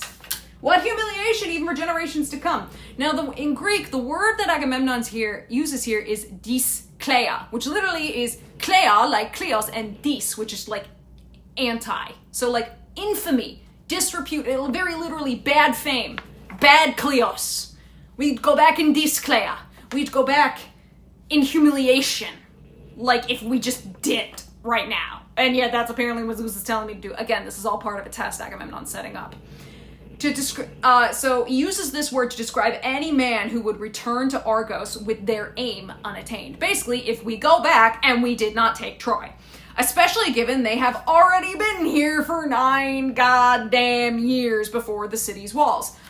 You could think of, what this brings to mind for me, what this sentiment that he's echoing, think the very famous St. Crispin's Day speech by Shakespeare, and gentlemen in England now abed shall think themselves accursed they were not here, and hold their manhoods cheap, whilst any speaks that fought with us upon St. Crispin's Day. So basically, dishonor on you, dishonor on your cows, if you dip before we have taken Troy.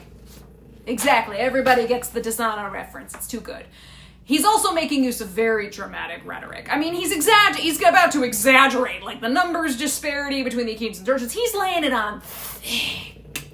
This is all part of the test, so he's going ham for it. Dyskleia. Couldn't find it. Yes, dyskleia. Dyskleia on you, dyskleia on your cow.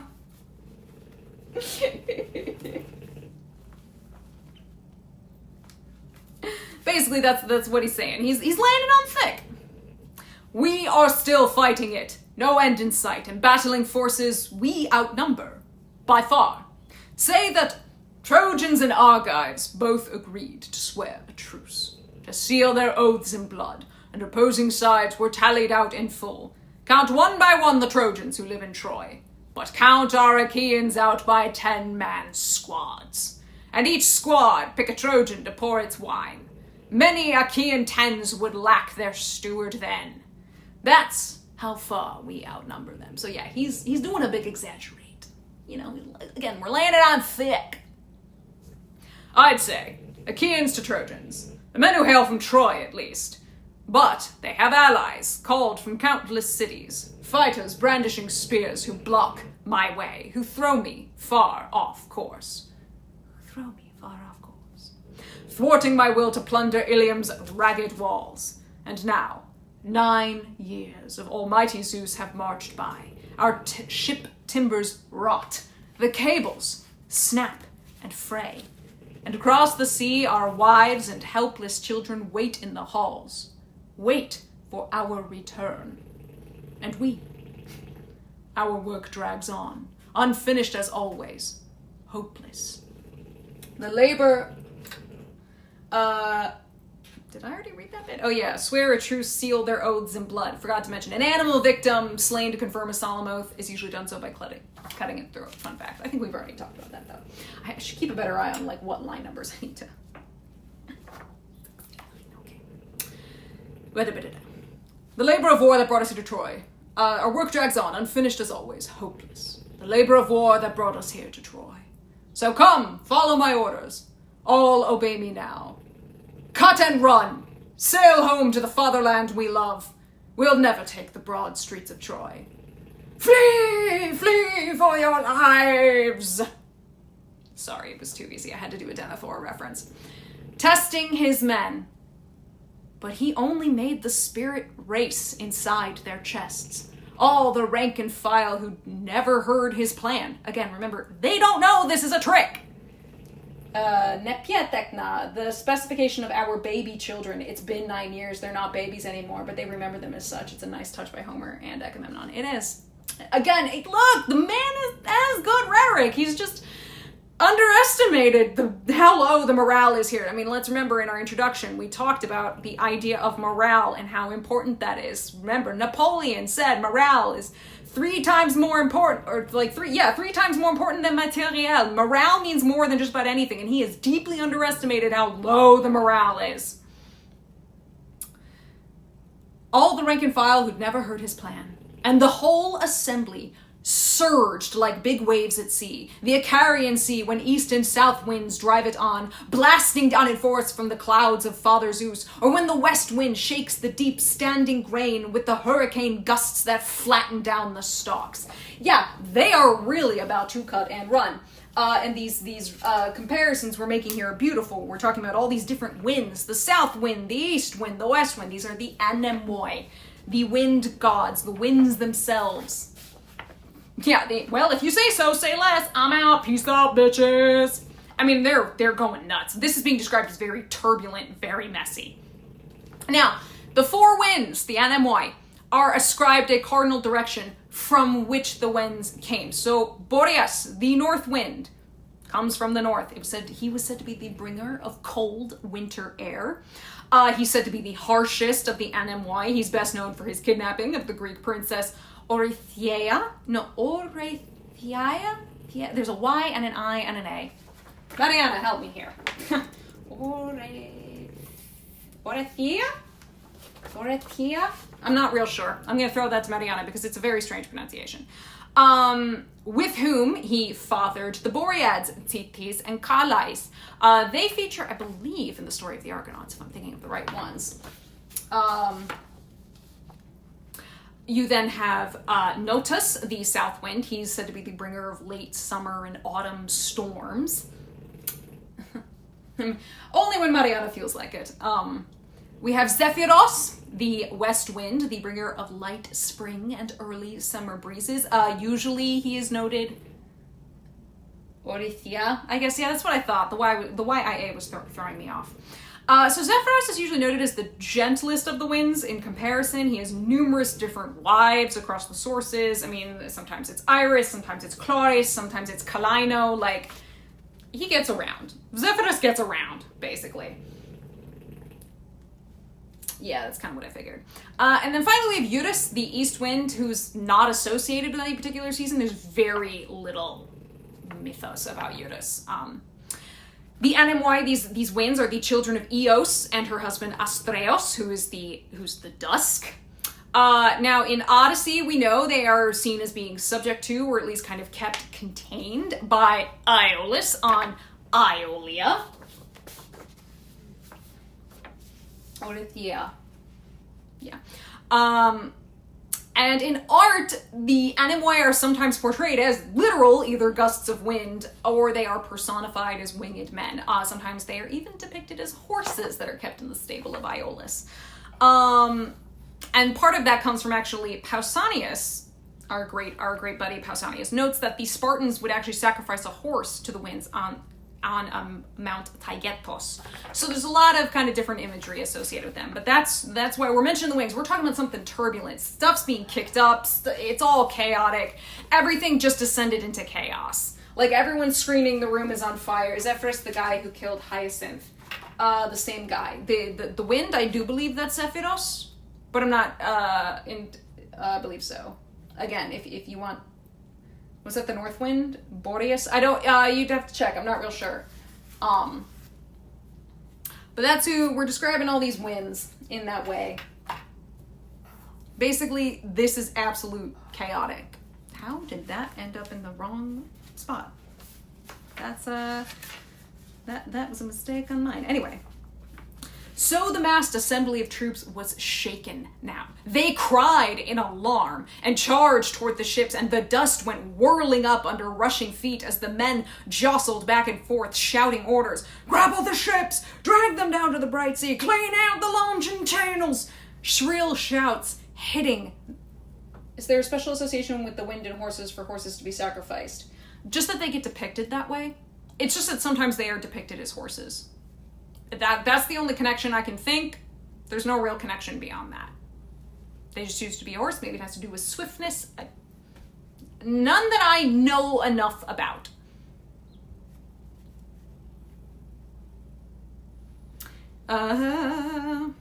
Shrill shouts hitting the heavens, fighters racing for home, knocking the blocks out underneath the halls.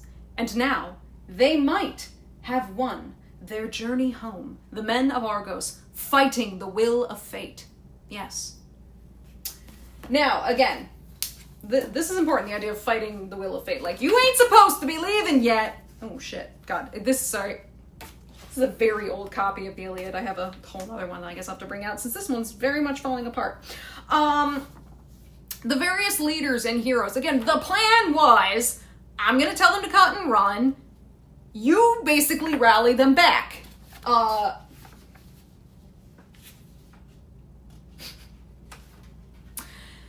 apparently everybody is so, but this sudden attempt at a mass exodus is, I know, oh no, the book, this is a very, very old copy. This was my grandfather's before it was mine. It was very much on the brink. I had a feeling that thing was gonna go. I have another copy of this same translation, so it's okay.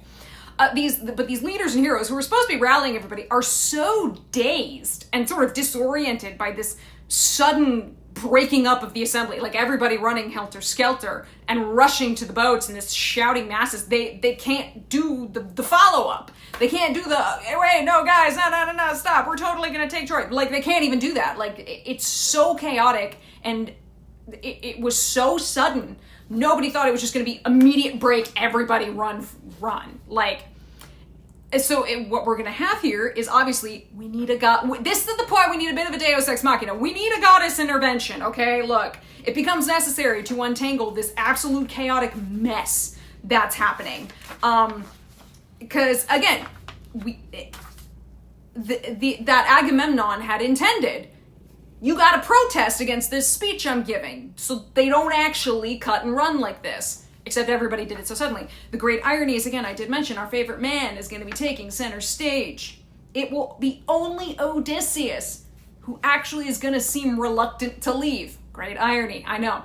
Because here's the thing, if Agamemnon had actually expected his soldiers to refuse to leave, like they'd be like, nah, coach, we can take them. Zeus anticipated Agamemnon doing what he did. No. It's just Agamemnon being stupid. No, I don't think Zeus anticipated this at all. Because because Hera and Athena have to go, holy fucking shit, what are they doing? And go back down there and be like, you need to not, what are you doing? Again, these are sort of humans doing human things, and that's why it can't just be the will of gods, because humans are gonna fuck shit up in their own way anyway. It's just Agamemnon doing Agamemnon things, because if this had succeeded, if they all started leaving, then what was the point of Achilles getting angry? Like, we're not actually going to get the range of Achilles if everybody dips. Like, go, run before he changes his mind, scepter in hand while chaos breaks loose in front of his eyes. Yeah, literally, he's sitting there like, what? Again, if he expected everybody be like, nah, coach, we can take him, or for his peers to immediately protest. Again, this trick, this feigned proposal to abandon the war after 9 years and nothing to show for it. I mean, yeah, you're rich, but you didn't take Troy. We see, again, he has clearly misgauged the depth of the loss of morale. He is just has not realized how bad everyone's feeling. And so instead of renewing the commitment to the campaign, instead of like, oh yeah, no, we can take him, coach, everybody starts running. Everybody dips, and immediately. And so this thing of, they almost got home, what was that phrase? Like, Zeus standing, yeah, no, Zeus is watching this going, what the fuck? That's not what I said. Yeah, literally. This says they would have almost won their journey home, the fighting the will of fate. We are talking about, instead of renewing the commitment for the campaign, the entire force starts running to their ships. They nearly achieve a hypermora nostos, a nostos beyond fate, like returning kind of against the will of fate, like beyond fate, like leaving early. And which would have completely meant, well, I guess Troy doesn't fall. Well, I guess, like, wait, all this stuff that's like doomed to happen. They're all just like, bitch, we're out. They nearly do, but again, the goddesses are like, oh, hell no, you ain't leaving, what are you doing? Yeah, Zeus and Agamemnon standing there like, that was not supposed to happen! Yeah, we don't even know psychology yet, literally. Literally, everybody now, like, oi. They would have fighting the will of fate, yes, if Hera had not alerted Athena. Inconceivable. Child of Zeus, whose battle shield is thunder, tireless one Athena. What? Isn't this the way? All the Argives flying home to their fatherland, sailing over the sea's broad back, leaving Priam and all the men of Troy a trophy to glory over. Helen of Argos, Helen for whom so many Argives lost their lives in Troy, far from native land. The irony is, Homer had the message given him repetition to follow the orders exactly said, and Agamemnon chose to either ignore or completely, he misinterpreted. He has wildly over and misinterpreted this message. Absolutely. That's exactly what has happened. Yes, we love the Hera voice. I mean, a little bit of, what the fuck? I mean, really. Go, range the ranks of Achaeans armed in bronze. With your winning words, hold back each man you find. Don't let them haul their rolling ships to sea.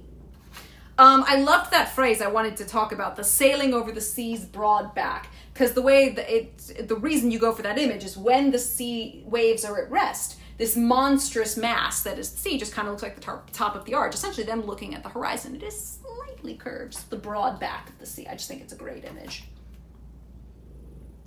The bright-eyed goddess Pallas lost no time.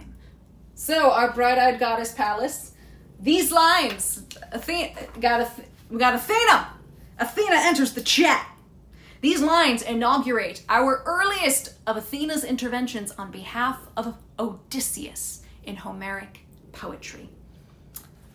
Again, though, as we say, the shared metis, the shared cunning and craft of Odysseus and Athena is very evident. We know this. That's why he's one of her favorites. The audience's familiarity with we'll call it the Odyssean relationship, the relationship between Athena and Odysseus in the Odyssey, should not in any way mean like, oh, well, of course, because she helps him in the Odyssey. It's like, no, it's pretty unique, because this is the only time Athena's going to roll down in the Iliad and talk to Odysseus, and it's going to be in this very specific moment, and it's a big fucking deal, because here, together, in action, for the first time in Homeric epic, is the divine mortal team-up that will be primarily responsible for Troy's demise. Remember, we are obsessed with the downfall of Troy. Everything is hinting at the downfall of Troy. The fact that Athena and Odysseus are going to come up with the Trojan horse. Here's Athena coming down. She's going to go talk to Odysseus to be like, you're going to stop these motherfuckers from running? This is not coincidence. And again, let's remember, like I said, Hera and Athena, two gods most eager to see Troy destroyed. So this is not coincidence that we're going to, of all people, Odysseus. Because you'd think if you want to talk about somebody who can command respect from everybody and all the, like, you think maybe we go to a Nestor, right? Like, Nestor could be like, man, knock it off. Like, I'm back here. Listen to old Pappy Nestor. I got you. But no, we're going to go to Odysseus. And again, Odysseus is going to take center stage here. Specifically because we are always obsessed with and driving towards the fall of Troy. So it has to be Odysseus. We're going to talk more about it. We have many a note talking about Odysseus and the role he's about to play here. Down she flashed from the peaks of Mount Olympus, quickly reached the ships, and found Odysseus first. A mastermind like Zeus, still standing fast. Again, the great, almost kind of irony of this. Of all the people just immediately ready to cut and run and go home, Odysseus is the only one who's kind of hesitant about this whole thing. Can seem very ironic when we know how hesitant he was to even join this expedition in the first place. He had not laid a hand on his black-benched hull. Such anguish, and that word is anguish, is laos. Remember we talked about akileus, akos, laos, that sorrow. He's being racked with sorrow and fighting spirit, like watching all of these men just trying to dip so fast. Now, close behind him, the bright-eyed goddess stood and urged him on. Royal son of Laertes, Odysseus, great tactician. What? Is this the way? All you Argives flying home to your fatherland, tumbling into your oar-swept ships, leaving Priam and all the realm of Troy, a trophy to glory over. Helen of Argos, Helen, for whom so many Argives lost their lives in Troy, far from native land. No, don't give up now. Range the Achaean ranks with your winning words. Hold back each man you find. Don't let them haul their rolling ships to sea. Akos, yep, in his heart, cardia and soul, tumos. I imagine that Odysseus, being as reluctant to join the war, may have lent some way to him, convincing the later troops to stick around, while more bloodthirsty leaders may have failed. No, that's not going to play a role. That's not specifically why. There's greater poetic reasons for why, but that's not going to be the thing. He's very much more in tune with the minds of the men than obviously Agamemnon is, because Agamemnon is like overexcited because he's misinterpreted this dream. It doesn't have anything to do with Odysseus having been more... In fact, more people would be like, what do you mean you were reluctant to join? You had to come. You signed a pact. Dude, we're in the greatest war anybody's ever seen. People would have been like, bro, really? This is not the way. Deeply anguished Odysseus. I know, and it's like such a great irony when we know how much he tried to resist coming. But it's perfect. We have to talk to Odysseus because again, we're all taught this all leads to the downfall of Troy. He knew the goddess's voice. He went on the run, flinging off his cape as Eurybates picked it up. Eurybates, this is one of the only characters associated with Odysseus who does a crossover. Eurybates actually appears in the Odyssey as well, so he's a personal herald of Odysseus. Now, there is a herald of Agamemnon who is also named Eurybates. They do not seem to be the same person. Some people argue, like, is this confusion deliberate or whatever? I'm like, how many times have we seen people with the same names? But hey, you get a crossover character. Besides, Odysseus and Eurybates are really the only, well, associated specifically with Odysseus. But yeah, Menelaus and Helen, it's like, you got some, but not that many. Anyway, the herald of Ithaca always at his side. Coming face to face with Atrides Agamemnon, he relieved him of his father's royal scepter, its power can never die, and grasping it tightly, off he strode to the ships of Argives armed in bronze. Whenever Odysseus met some man of rank, a king, he'd halt and hold him back with winning words. My friend, it's wrong to threaten you like a coward, but you stand fast, you keep your men in check. It's too soon to see Agamemnon's purpose clearly. Now he's only testing us. Soon he'll bear down hard. Didn't we all hear his plan in secret council? God forbid his anger destroys the army he commands. The rage of kings is strong. They're nursed by the gods. Their honor comes from Zeus. They're dear to Zeus, the god who rules the world. So Eurybates dies in the Odyssey. Yes, he does. Give me that thing, idiot. Exactly. Idiot, give me that thing. No, he should not have been the leader the whole time. They never would have gone to Troy. So this bit is kind of important. That whole, the rage of king is strong. They're nursed by the gods. Their honor comes from Zeus. The emphasis here is on a belief, kind of in a way, that these Homeric kings are ruling what medieval times they might say ruling by divine right of kings. Most of these kings are all in some way related to a god. We know this. Like, kind of to be a hero, you've got to be related to a god somehow, and you're probably royal. Like, again, these things kind of all go hand in hand with each other, which usually means they are all in some way probably related to Zeus. Some ultimately, because you're probably related to a child of Zeus or something else. Remember, ultimately, everybody is in some way basically related to Zeus, so. They're nursed by the gods. Their honor comes from Zeus, and also he is the king, like, with a capital K. Hence this kind of, I'm calling it this idea of like divine right. It's understood as part of the culture. This is a culture, again, where might makes right, where force must be met with equal and or greater force. That those with power who can defend it with greater force from their challengers must be in some way extraordinary individuals. And if you are that extraordinary of an individual that you are a Greek hero and you're a king, basically, it's clearly Zeus is saying, obviously, this is, and you're related to a god, this is divine right somehow. That's the idea.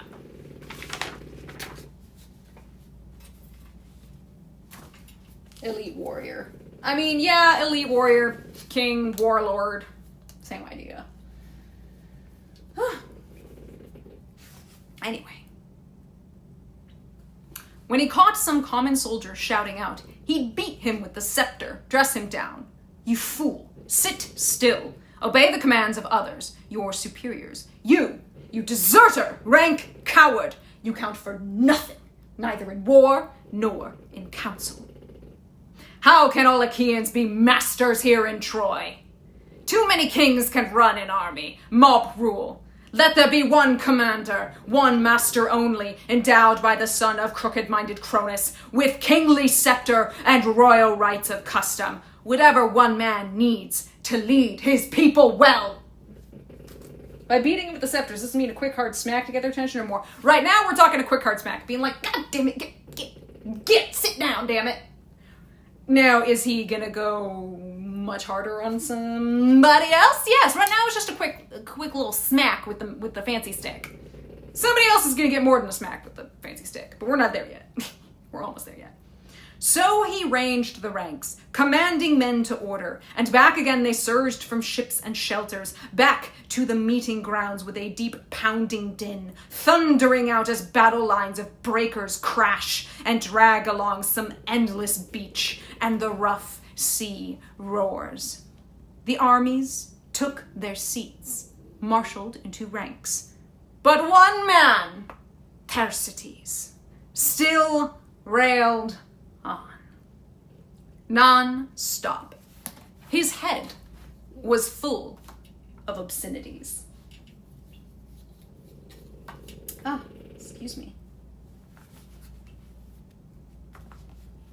I need to pause to drink. Need a drink. Take a moment to hydrate. His head was full of obscenities, teeming with rant. All for no good reason. Insubordinate, baiting the kings. Anything to provoke some laughter from the troops. Here was the ugliest man who ever came to Troy. Bandy-legged he was, with one foot clubbed, both shoulders humped together, curving over his caved-in chest, and bobbing above them his skull warped to a point, sprouting clumps of scraggly, woolly hair. Achilles despised him most, Odysseus too, but he was always abusing both chiefs. But now he went for majestic Agamemnon, hollering out, taunting the king with strings of cutting insults. Did Athena go to Odysseus because he was the only slightly reluctant one because she favored him or because she thought he would be the most convincing? All three! Well, I don't know about the third one. First two. I mean, she favors him. He's the only one standing there reluctant. She's like, you have special cunning. You and I share metis. We share this cunning. You're the one who can think quick on your feet. You're the one who can turn this shit around real fast. They detested him because he scolded them. Wow! Way to put it simply, but boring. Oh my god, yeah, no, this guy is ugly. Homer's just like, and this guy, ugliest fucking guy who came to Troy. Oh my god. Thersites is the only one who's gonna dare to speak to and he's speaking to Agamemnon this way, and he only dares to do it because he currently thinks he's got the crowd behind him. Otherwise, there's no way he would dare to do this. To Agamemnon. Like, I mean, again, he shits on Achilles, he shits on Odysseus, like, whatever. They don't get along. To Agamemnon? The reverse colors. God. Yeah. He would never do this in so bold and public a manner, and he's gonna pay for this insolence. Odysseus is gonna make sure he pays for it.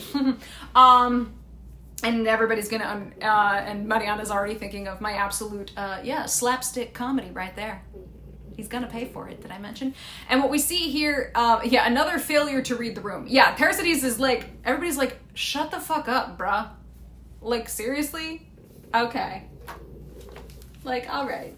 We're about to have some real slapstick comedy right here. Yeah, we are. Yeah, we are. I like my bad dad joke, okay? Let me keep it.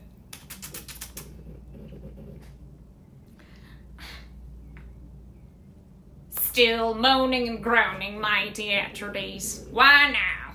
Why are you panting after now? Your shelter's packed with the lion's share of bronze. Plenty of women, too, crowding your lodges. Best of the lot, the beauties we hand you first whenever we take some stronghold. Or still more gold you're wanting. More ransom a son of the stallion breaking Trojans might just fetch from Troy. He's ugly, I'm giving him a ridiculous, absurd accent. So lion's share of bronze, plenty of women too. Gold, as well as copper and bronze and slaves. I mean, these are basically, you got all the, why do you have the most loot?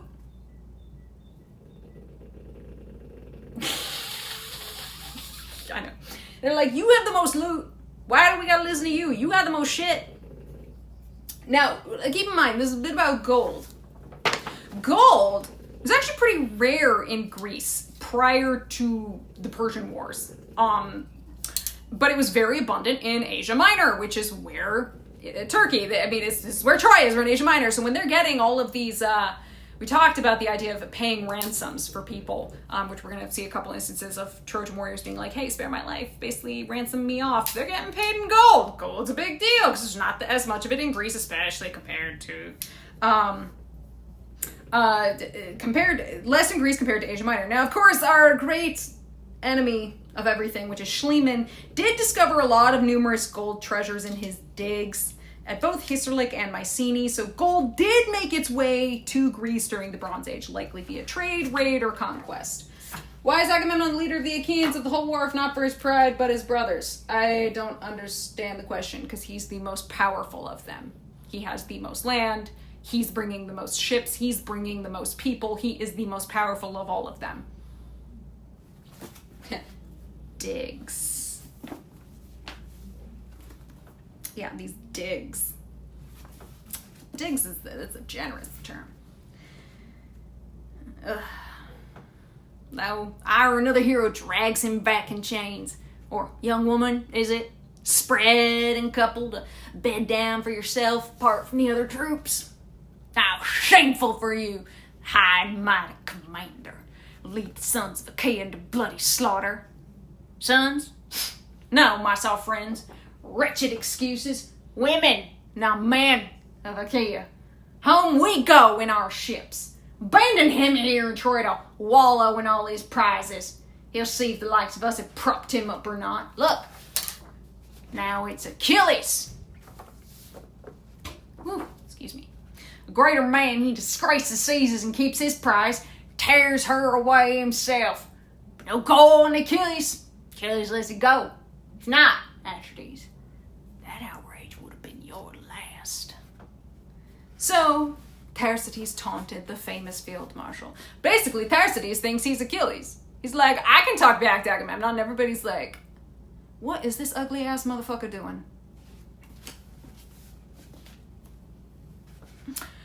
But Odysseus stepped in quickly, faced him down with a dark glance and threats to break his nerve. What a flood of abuse, Thersites, even for you, fluent and flowing as you are. Keep quiet. Who are you to wrangle with kings, you alone? Not one, I say. No one alive less soldierly than you. None in the ranks that came to Troy with Agamemnon. So stop your babbling, mouthing the names of kings, flinging indecencies in their teeth, your eyes peeled for a chance to cut and run for home.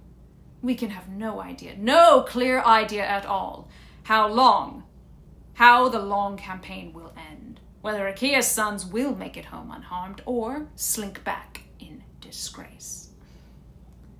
But there you sit, hurling abuse at the son of Atreus, Agamemnon, marshal of armies, simply because our fighters give Atrides the lion's share of all our plunder.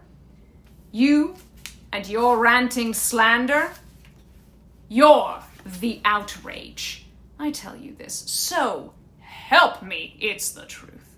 If I catch you again, blithering on this way, let Odysseus's head be wrenched off his shoulders. Never again call me the father of Telemachus. If I don't grab you, strip the clothing off you, cloak, tunic, and rags, then wrap your private parts and whip you, howling naked, back to the fast ships, out of the army's muster. Whip you like a cur. And he cracked the scepter across his back and shoulders. Yeah. So when I said slapstick. So there is the English really fails here with your gender neutral Achaean. I had the fancy talking stick.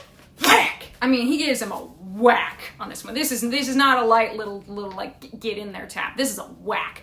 Now, we're going to talk a bit more about this in book 3 just because it's kind of fun. But this is a perfect example of what is known as iambos or invective or polemical poetry. So it's basically poetry where you rip someone to shreds. Again, we're going to talk about it more in the next book because like Paris and Menelaus have a really interesting the way they're set up. But basically, Thersites rolls up as player 1, blames Agamemnon. Player 2, Odysseus enters and goes, you can shut the fuck up, I'm gonna read you for filth, and absolutely. And so now player 1, Thersites, becomes the blamed. He's the one where now everybody's like, you're a moron, nobody likes you. It's a diss track, sorta, kinda. It has a very specific style to it, but basically this blow that Odysseus now gives him, this great crack across the shoulders, is but a foretaste of, frankly, the greater beating that would have followed if Thersites had kept running his mouth. Basically, Odysseus says, shut the fuck up, and there's more where that came from. Ultimately, what Odysseus does here is he saves Agamemnon the embarrassment of having to even respond to someone like, what's the poetry called again? Specifically, it is a form of something called iambos, but we're talking about what is called invective or polemical.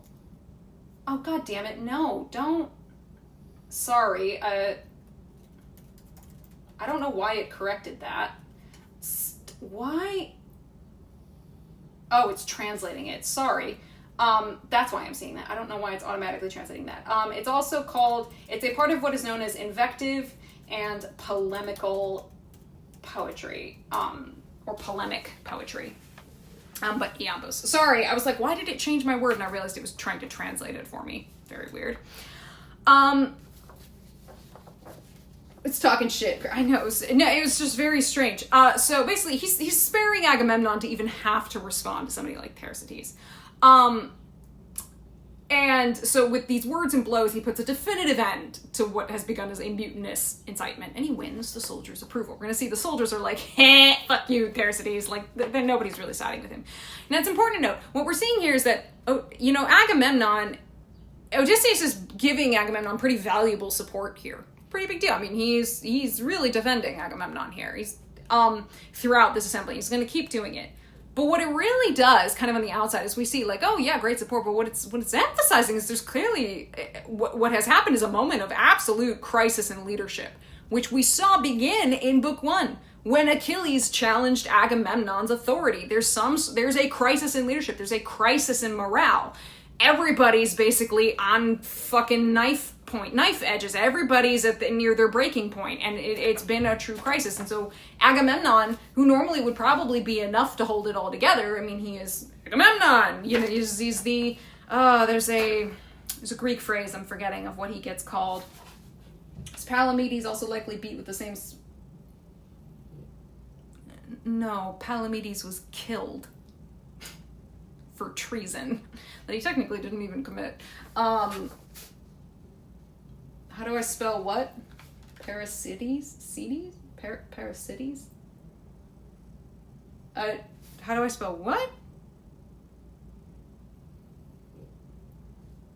Who's runs with cats? I don't know whose name I'm trying to spell. Do you mean Thersites? The guy who's basically ugly as shit? That's Thersites. That guy. Yeah, Thersites. I was like, who? I had to play the mental mind game of who are we talking about? What we're normally, you know, again, I'm blanking on the Greek phrase that actually I think Thersites uses to is it Anox? It's something Anox. It's something he calls Agamemnon, which essentially means like basically like king of kings, like greatest of the kings. If I had my notes, I'd look. If Odysseus didn't step in, would Thersites likely have been killed or suffered a far worse punishment? He might have just kept talking. I mean, yeah, I did say this is basically, if you keep running your mouth, you'll be beaten even more. Killed? Probably not, but beaten even more. This blows, it's a foretaste of the greater beating that would have happened if Thersites had kept running his mouth. And also, Odysseus just wants to end this. He's just like, fucking enough. Like, stop. Let's put this to bed, right?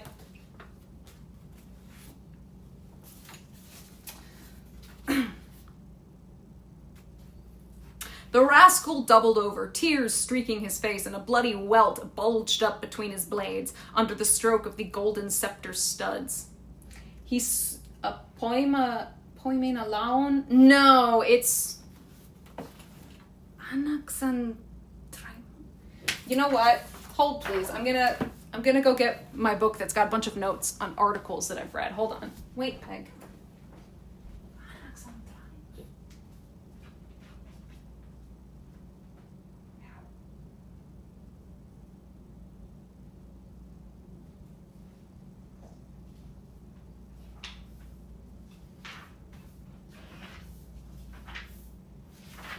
Problem here is I also can't quite remember exactly which of the few articles I found it in. Ugh.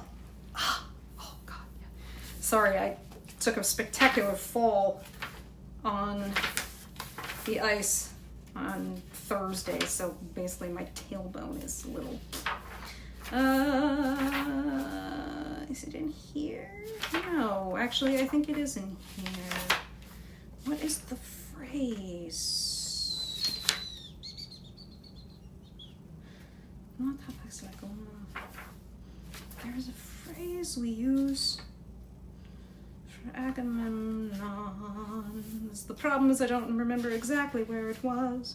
I'm looking for cursive because I write all the Greek words in cursive. Not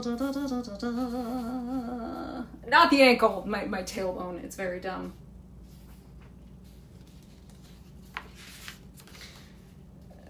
Acquaintances with respect. They're both kings. I don't say any of these guys are really friends.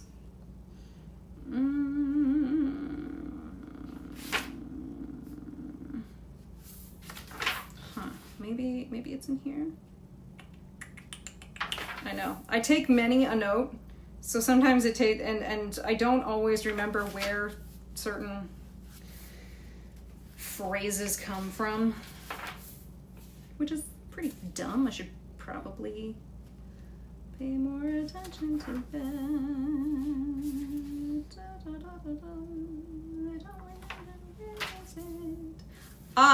Thersites rails against the Anaxandron.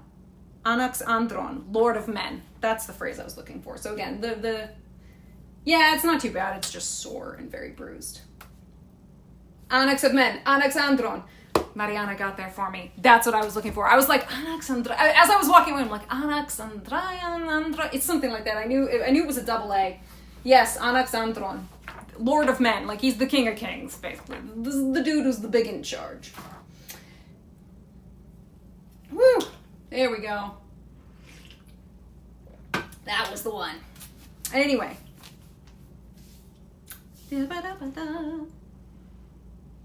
Thersites. He squatted low, cringing, stunned with pain, blinking like some idiot, rubbing his tears off dumbly with a fist. The morale was low, but the men laughed anyway. Good, hearty laughter breaking over Thersites' head. Glancing at neighbors, they would shout, "A terrific stroke! 1,000 terrific stroke! He's carried off! Odysseus taking the lead in tactics, mapping battle plans. Here's the best thing yet he's done for the men. He's put a stop to this babbling, foul-mouthed fool. Never again, I'd say, will our gallant comrade risk his skin to attack the king with insults. And a whoop! And a whoop! Yeah, when even the narrator hate your ass. When nobody's mad that you just got your ass beat. Everybody finds it funny as shit. And this is important to note. Keep in mind that, but here's the best thing yet he's done for the men. Hang on to that phrase, because why is this all the best thing yet that Odysseus has done? We're not there yet. We're about to be there. We're almost there. Is it not in Thersites' lines? He rails against the Alexandron. You know, I took that, it might not be in Thersites' lines, it's just that, like, it's just that the note that I had referenced that Thersites is railing against the Anaxandron, and it's coming from the paper, so that's probably why I made the association with Thersites. My bad! Sorry. So the soldiers bantered, but not Odysseus. The raider of cities stood there, scepter in hand. The raider of cities, the sacker of cities, you might say.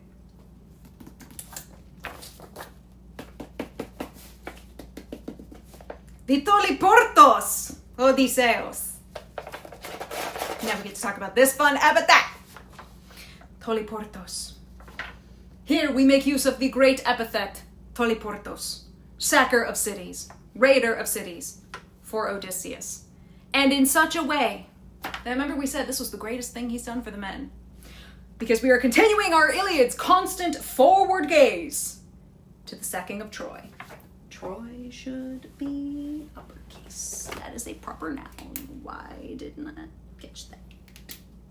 Toliportos Odysseus. Yes, this is very important. This is super important, guys. This is cool. Homer's doing really cool shit here. In fact, the very use of this epithet with Odysseus, especially when we are about to have a moment here where Odysseus is going to be like, I remember when. He's about to remember something very important.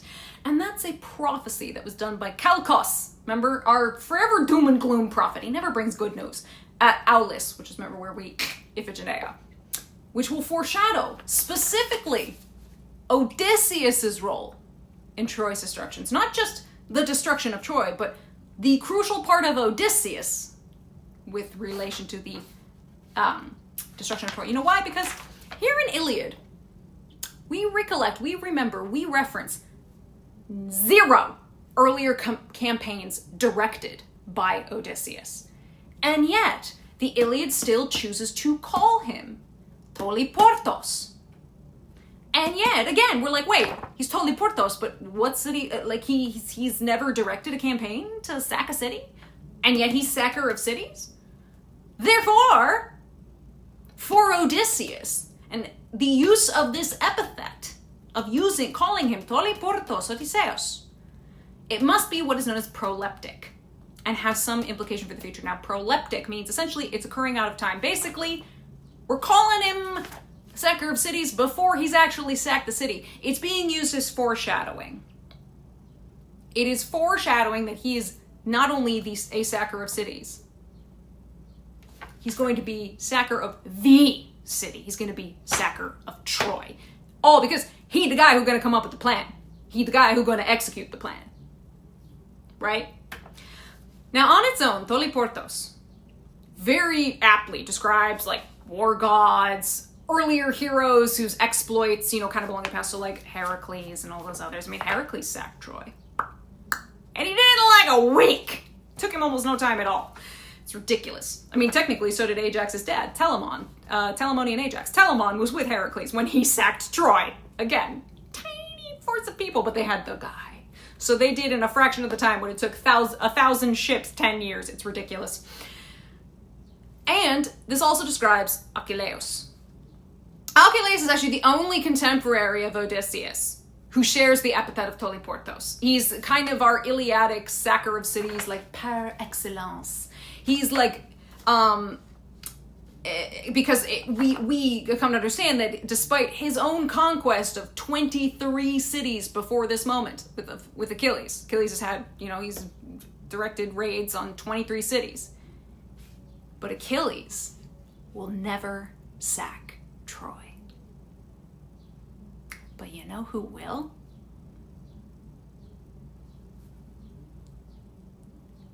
Toliportos Odysseus. Odysseus will sack Troy. In fact, he's going to engineer the sack of Troy. Do any sources give any indication about the size they thought Troy was compared to Achaean cities like Sparta? Was it considered huge? Rough size, we don't know. Nobody really gives exact measurements. So no. I mean, the walls were big. It was a city. No, we don't really have an idea. Any walled city was going to be a pain in the ass and big when you're trying to siege it. Walls are important, so yes. Toliportos, Odysseus. This epithet is not being used accidentally. When we say that Homer does not choose his words by accident, he's very deliberately, again, foreshadowing. Hey, Odysseus, sacker of cities. Oh no, sacker of the city of Troy. Odysseus, even though we're not even there yet. And that's because, again, Odysseus is, look, we're saying Odysseus, he's the guy you need, not Achilles. You need Odysseus, because Odysseus is going to be the guy who's going to sack Troy. That's going to be what he's most famous for before the Odyssey. Like, right? Odysseus. Toliportos Odysseus, the guy who sacked Troy, the guy who created the whole scheme to sack Troy. Odysseus. Right? Now, this is very important because he's about to give us a little good flashback.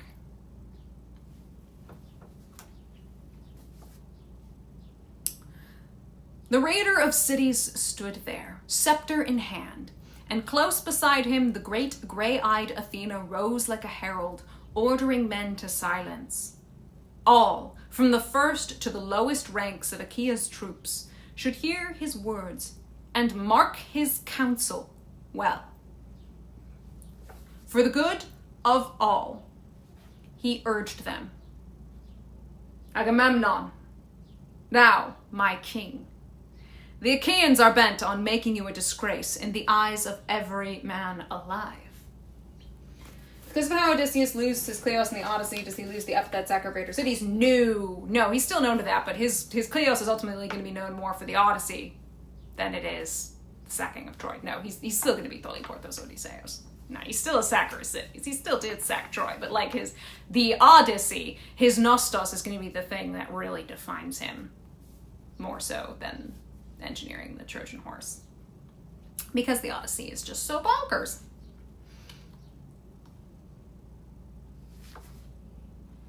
So, here we have Odysseus. He's now dealt with our insolent, Thersites. He's now addressing the king whose honor has been challenged. He's defending Agamemnon's purpose directly. Now, when addressing Thersites, he defended it a little more indirectly. Now, because he's talking to Agamemnon, he's going to directly defend Agamemnon's purpose. It's a clear example of why Odysseus is favored by Athena, who values his metis, his cleverness, as well as his cunning ability with words. There's a reason he's a favorite of hers. It's like, that's my smart little shit. Mm-hmm. Odysseus blends a really keen understanding of his men, and he gets how demoralized they are. He's going to blend it with a genuine concern for Agamemnon's reputation, and will continue to act now through Book 2 as Agamemnon's kind of spokesperson, and he does it for the benefit of all. And this will also demonstrate his obvious difference from the equally charismatic Achilles, who does not give a shit about anyone except himself. Odysseus is able to read the room and read the morale of the people around him, and he recognizes, look, if the whole thing is about sacking Troy,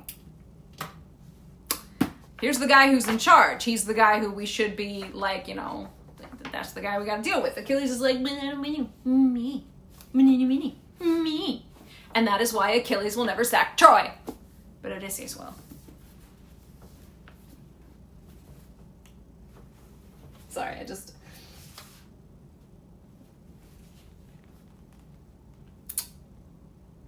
Yes. They failed to fulfill their promise sworn that day. They sailed here from the stallion land of Argos. That not until you had raised the rugged walls of Troy would they sail home again. But look at them now, like green, defenseless boys, or widowed women whimpering to each other, wailing to journey back. True, they've labored long. They're desperate for home. Any fighter cut off from his wife for 1 month would chafe at the benches, moaning in his ship, pinned down by gales and heavy, raging seas. A month. But look at us. This is the 9th year round. The 9th. We've hung on here. Who could blame the Achaeans for chafing, bridling beside the beaked ships? But still. Again. No, the irony, and it is quite sad. Like any good orator here, Odysseus is introducing an opposite side of the argument before anyone else can, and also is connecting with these men's pathos. Of course these guys are tired, and of course they want to return home after 9 years of war. It's like, dude, people want to go home after a month on terrible seas. Like, it's been 9 years, of course we all want to go home. But of course, that same homesickness is immediately countered by the emphasis Odysseus is then going to place on the motives for the continuing struggle. And that's because, so Odysseus, this vision of how he combines the duties to family and the duties to the Achaeans, as well as his ability to effect that compromise. Like, he's obviously going to be successful here. We know that the Greeks don't go running home in year 9. They gotta sack Troy. This is again what immediately distinguishes him from Achilles, from Achilles, and that is why it's Odysseus who's ultimately going to be the necessary one to sack Troy, and not Achilles. I'm just saying.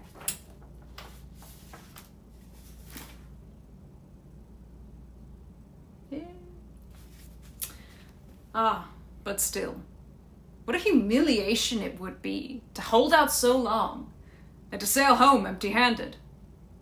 Courage, my friends. Hold out a little longer, till we see if Calchas divined the truth or not. We all recall that moment. Who could forget it? We were all witnesses then. All, at least, the deadly spirits have not dragged away. Why? Seems like only yesterday, or the day before, when our vast armada gathered, moored at Aulis, freighted with slaughter bound for Priam's Troy.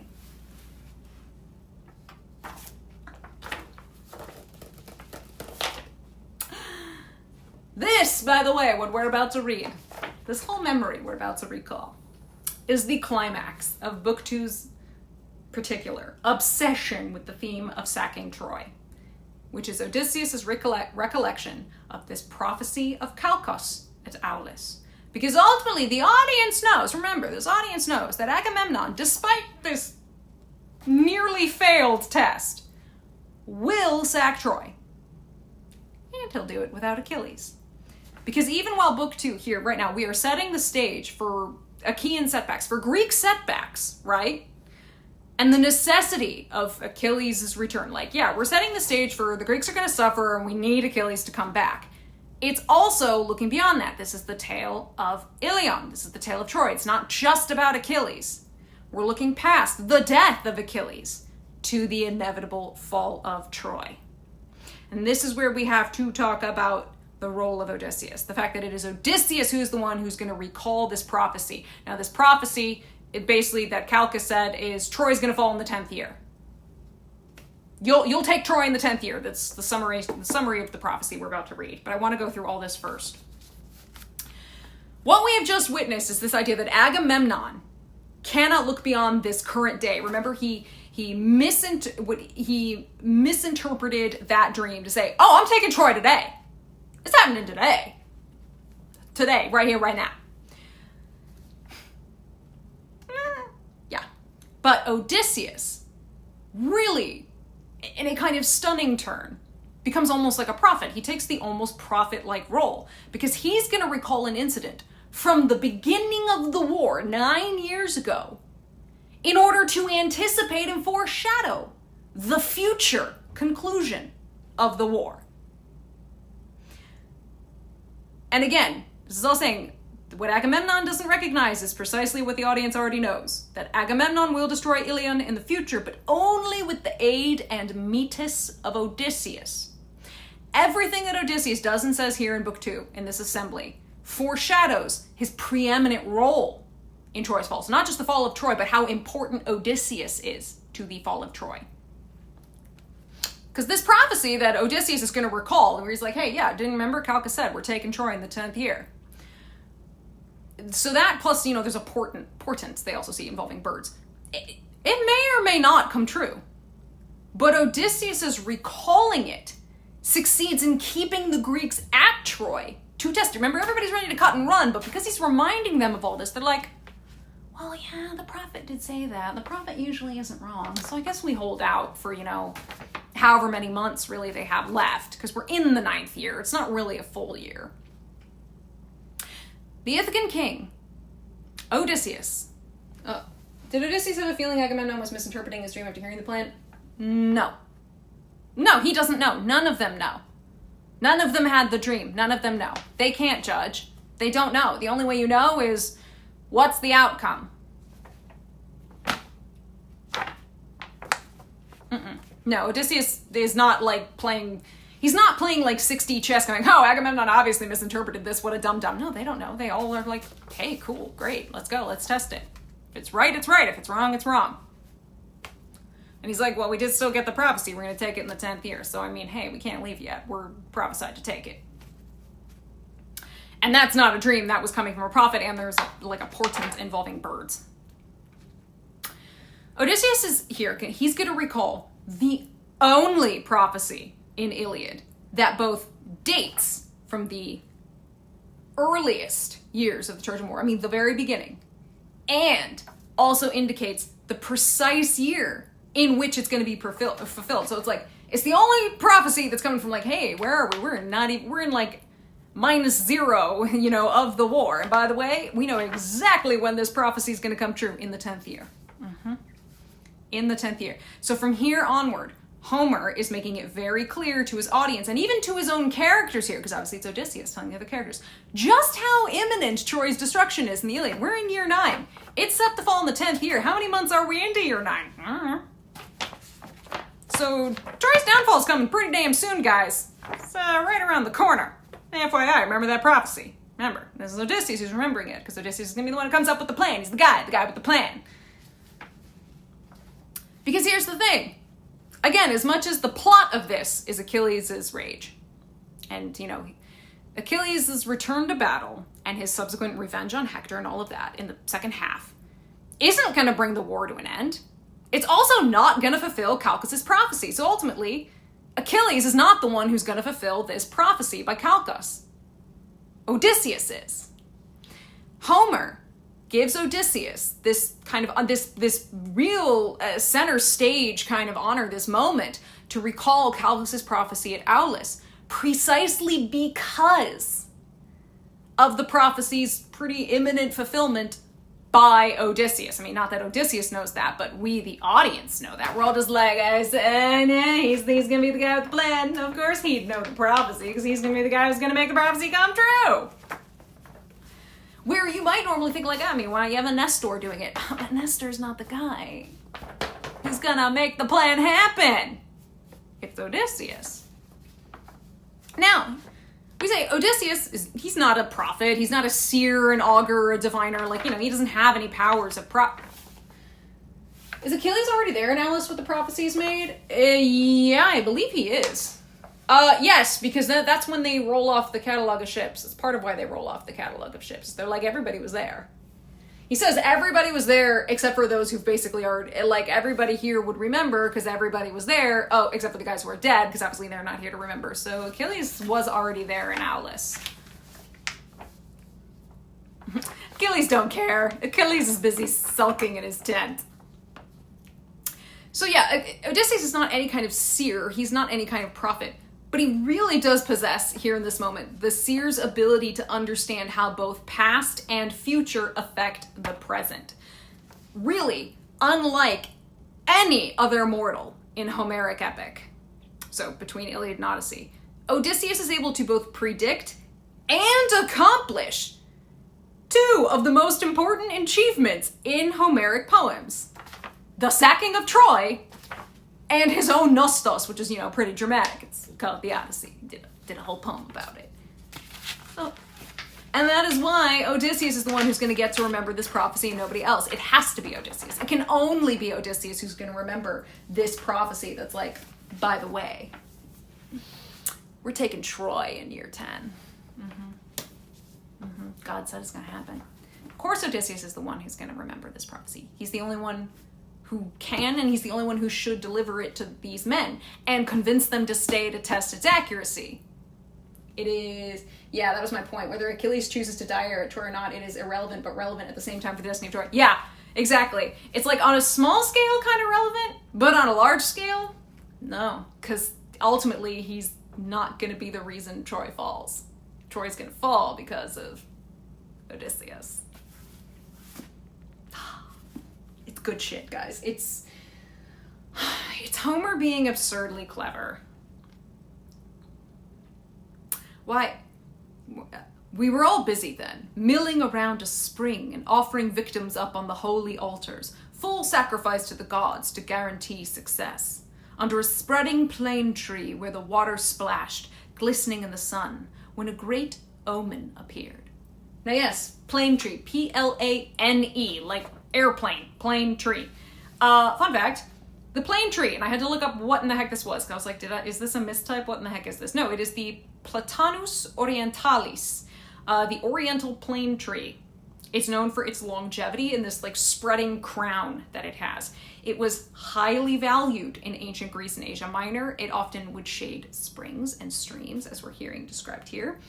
And according to Pausanias, a supposed fragment of this same plane tree that's being described here by Odysseus, so like the very one from the Iliad, was shown as a sacred relic at the Temple of Artemis in Aulis during the time of Roman Emperor Hadrian. IDK sounds a little suspect, but whatever.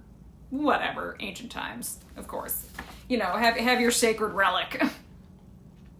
It's also said that the tree of Hippocrates, under which Hippocrates, you know, the father of medicine, taught at Kos, was reputedly a plane tree.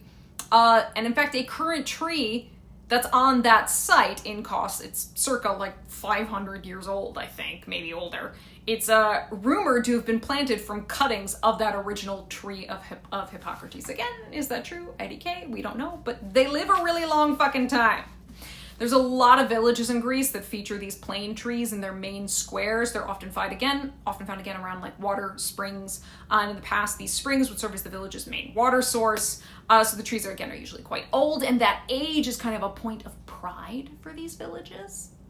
So I wanted to mention the plane tree just because it is so kind of culturally significant. He's the non-Lynchian linchpin. Yes, exactly. He's a component, but he's not the most important component. He thinks he's the most important component, but bitch, he ain't the most important component.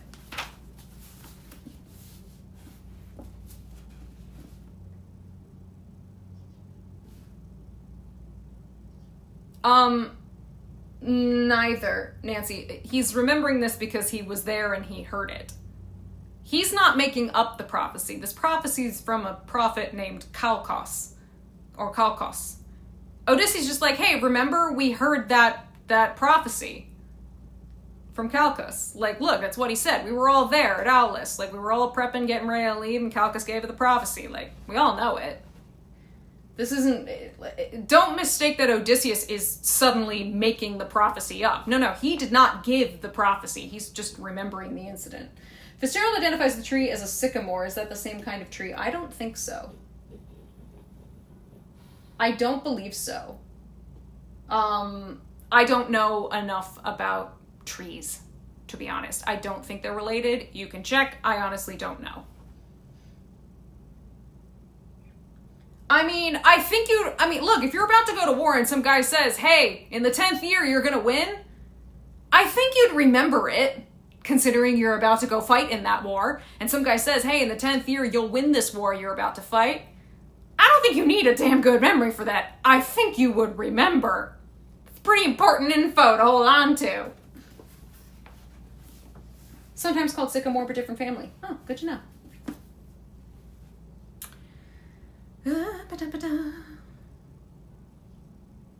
Concerning the sun, when a great omen appeared, a snake, and its back streaked red with blood, a thing of terror. Olympian Zeus himself had launched him into the clean light of day. He slid from under the altar, glided up the tree, and there, the brood of a sparrow, helpless young ones, teetered high on the topmost branch tips, cowering under the leaves there. 8 they were all told, and the mother made the 9th. She'd borne them all. So fun fact, why is this really important? Why we're like, why has it got to be 8? I mean, like, why 8? Is it important? That there were 8 in this brood of sparrows, 9, 9 total with the mom, as we say, is part of the wonder of the omen.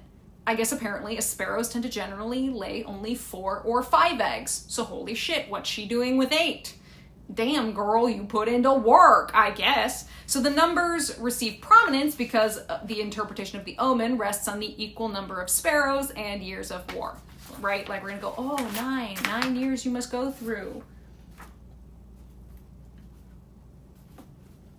But yeah, I did not know that about the sparrows. I had to get informed of that one. I was like, oh, that's interesting. So that explains why we're all making a big deal about 8 sparrows, or 9 total with the mom. Okay, because normally you don't see that many. And the mother made the 9th. She'd borne them all, chirping to break the heart, but the snake gulped them down. And the mother cried out for her babies, fluttering over him. He coiled, struck, fanging her wing, a thin, high shriek. But once he'd swallowed down the sparrow with her brood, the son of crooked Cronus, who sent the serpent forth, turned him into a sign, a monument clear to see. Zeus struck him to stone. And we stood by, amazed that such a marvel came to light. I mean, yeah, also, I think I'd remember that if I saw that happen. I was like, holy shit, that's a lot of sparrows. Oh, the snake is eating them. Holy shit, the snake turned to stone. I think I'd remember that. That sounds pretty dramatic. So again, keep in mind, obviously, the turning of things and creatures to stone happens in both the Homeric epics. Zeus does Poseidon do this to the men. Zeus obviously is going to actually do this later to some men in a book in the Iliad. Zeus is going to turn some dudes to stone, and we know that Poseidon does this to the ships of the Phaeacians in the Odyssey. They like turning things to stone. Yeah, also why Agamemnon flukes his interpretation of the dream. He forgot about the prophecy in the heat of the moment. He focuses on the nun. Yeah, Agamemnon is focused on the here and the now. He's not looking behind. He's not looking ahead. Versus Odysseus, who's able to make past and future intersect into the present. Basically, Agamemnon is tunnel visioned, and he's just completely forgotten. But Odysseus remembers because he's not tunnel visioned. He's got that metis. What we have here is a failure to communicate. Well, I mean, yeah, that's also Zeus sent the dream to be deceptive, and he's, in a way, depending on Agamemnon to do something rash. Now, he just didn't anticipate that it would end with, why is that? Why are you running? Why are you running? Like, he intended it to be a deceptive dream, to be easily misinterpreted. And he's depending upon, I see Agamemnon as a very tunnel-visioned type guy. Like, he's got his focus, and nothing's coming in on that. Sometimes sparrows steal eggs from other nests, so it may not have been one very large clutch. May not have been, but it's highly implied by the poem. Well, actually, it is, because it says in here, she bore them all. The prophecy makes a point, this omen, the recollection makes the point of saying that mom bore all 8 of those chicks. All 8 of those are hers. So normally, yeah, but the whole point of the wonder is they say 9 in total and she bore them all. So that's like, ooh, gasp, wonder. I think he says she bore them all. Yeah, 8 they were all toward, she'd borne them all. So normally, yeah, but obviously in this case, part of the wonder is that, holy shit, girl, you got busy.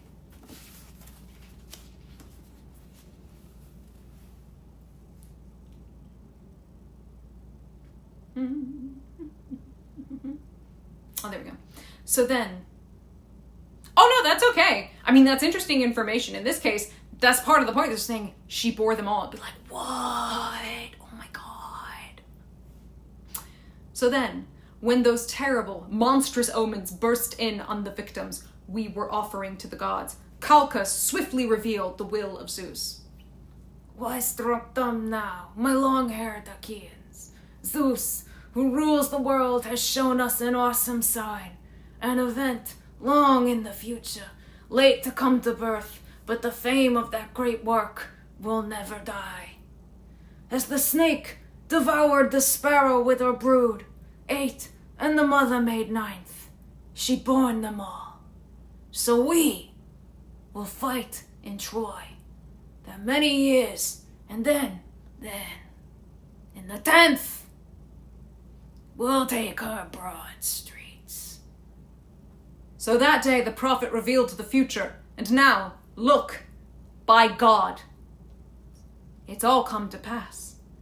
Up with you, all of you Argives, geared for combat. Stand your ground, right here, until we take the mighty walls of Priam. He fired them so, the armies roared, and the ships resounded round them, shattering echoes ringing from their shouts, as Argives cried assent to King Odysseus' words. And Nestor, the noble horseman, spurred them more. What disgrace! Look at you carrying on, and the armies is muster. Just like boys. Fools!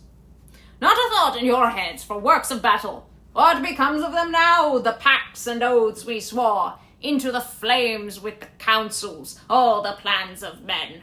The vows sealed with strong, unmixed wine, the firm clasp of the right hand we trusted.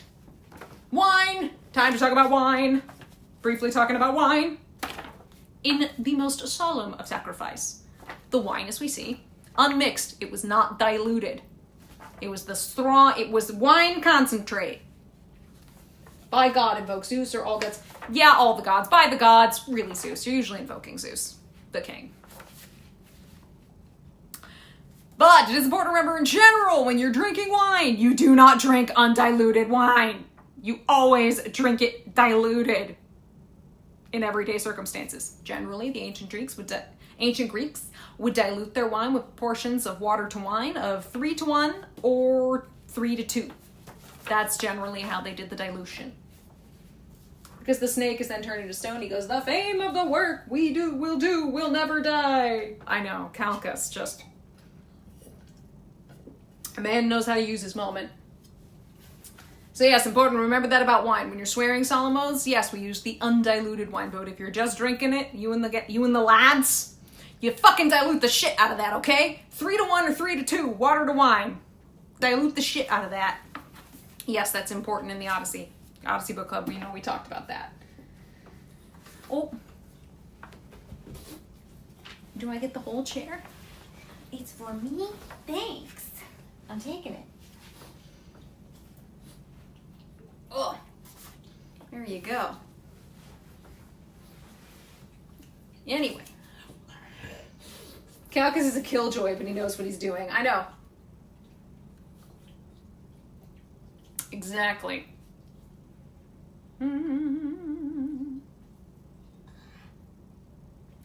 We battle on in words, as always, mere words. And what's the cure? We cannot find a thing, no matter how many years we wrangle here. Agamemnon, never swerve.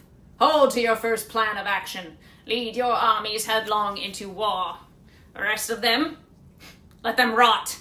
The 1 or 2 who hatch their plans apart from all their troops. What good can they win from that? Nothing at all. Why? They'll scuttle home before they can even learn if the vows of Zeus with his dark, cloudy shield are false or not. Zeus. Because the water wasn't safe at the time, right? I don't know. They just drank a lot of wine. I generally don't know if it's because they thought the water was unsafe or if it's just that you just drank more wine. Heck if I know. Probably, but I don't know. Almighty Cronus, yes. Zeus, the son of Almighty Cronus, I remind you, bowed his head that day we boarded ship, all the Argives laden with blood and death for Troy. His lightning bolts on the right, good omens blazing forth. So now, let no man hurry to sail for home yet. Not yet. Not till he beds down with a faithful Trojan wife, payment in full for the groans and shucks of war we have all borne for Helen. Okay, we got some fun little linguistics to talk about here. We got some things to talk about. Not till he beds a faithful Trojan wife, payment in full for the groans and shocks of war. Women and children of a captured city were treated as slaves, the doulos. The men were killed. Simple, straightforward, brutal. What was that from Nestor about Helen? Mariana, I think I know what you're gonna talk about, and we're gonna talk about it. The idea here is that ultimately the Trojans shall be repaid like for like, given the casus belli of this entire situation. You stole a wife, we're taking a wife. Basically, it was also just what they did. Only drink. So, the pains of Helen. Let's talk about that line. Now, and because there is actually a translator note in the back about it, about why Fagles went the direction he did. This line could refer to vengeance for the struggles and groans of Helen, a vision of Helen as an unwilling victim of Paris, which obviously we support. The ancient critic Aristarchus understood it to mean the struggles and groans because of Helen. And this is the interpretation which Fagles follows, though his word choice is saying that the word choice in saying that it's for Helen is vague enough to give license awarded to poetry that saying one does something for someone could also mean on behalf of, in the sense of doing it to help and save the unwilling Helen from her current state as prisoner of Paris. So while yes, it is noted that generally he's following the way that Aristarchus understood the particular phrasing there, personally, I like the wording, because I don't care if that's what he meant. I think it gives poetic license where you say, all that we have borne for Helen. Okay, you could say you bore it for Helen, like we bore it for her on behalf of her, or because of. I think it leaves it open. I actually think that was pretty clever English there from him. Translator page of notes here to that I didn't read. Oh yeah, no, there's a lot of discussion of it. I actually, again, I give Fagles some credit here, because while the translator note specifically mentions the Aristarchus reading, I actually like how he did it in English by saying, payment in full for the groans and shocks of war we have all borne for Helen. It's just the way that it's worded in English, poetically, the use of that word for means we've borne it for her, we've borne it on behalf of her, or we've borne it for because of her. So Homer is really interesting here, because Homer does seem to attribute to Nestor a knowledge of Helen's emotional pain and kind of earnest longing to return home to Greece and Menelaus. And it's, remember, everywhere in Homer, Paris is held chiefly at fault for Helen's departure from Sparta. So, like, no unattractive image of her is ever painted in the Iliad or the Odyssey. Granted, contrast that with Virgil, who's way less kind to Helen in his depiction, though he's biased. Like, Homer never blames Helen. Ever. In Iliad or Odyssey. I mean, frankly, again, neither do the Greeks. Neither do the Trojans. I mean, again, Helen's going to enter the chat in Book 3, and she's going to talk with Priam, who's going to literally say to her face, I do not blame you, my dear, it's not your fault. While staring down at his son, like, no. But the whole thing of the pains of Helen, it's one that, like, translators kind of argue and waffle over, because you are left in this kind of like, well, shit, you can go one of two ways. So again, I actually think Fagles did a really interesting thing there in choosing that it was the pains we have all borne for Helen, because just the use of the word for in terms of poetry and like poetic meaning, I'm like, that swings both ways. That's a really clever split the difference, actually, and I kind of like slightly applaud him for, in English, I'm like, whether or not he intended that, I'm like, that's actually really clever. Helen's state of mind, but yeah, nice. Yeah, no, it's a really clever split. I'm like, oh, you know what? I tip my hat. Great use. That is where you can use translation. Where when people have arguments over what does this phrase mean, and people sit on either side of the aisle, he goes, I can write it so you can read it either way. That's incredible translation work. And I think still holds to the spirit of the original, where he's like, I'm not telling you what to think. I'm going to phrase it in such a way that whatever side of the aisle you stand on in terms of, understanding of the meaning, that's what you'll get out of it. It's, I mean, again, a little applause for Fagles on that one. I'm just like, ooh. It was because at first I read it and I was like, and then I kept reading it and I went, you know what, that's actually, I didn't really appreciate just how clever that line was until I was writing up my notes on it, and I was like, shit, that's actually really good. You know what? We do little claps for Fagels there. It's strong work and really great translation work. That's really, I think, kind of underappreciated level of great translation work. But any soldier wild with desire to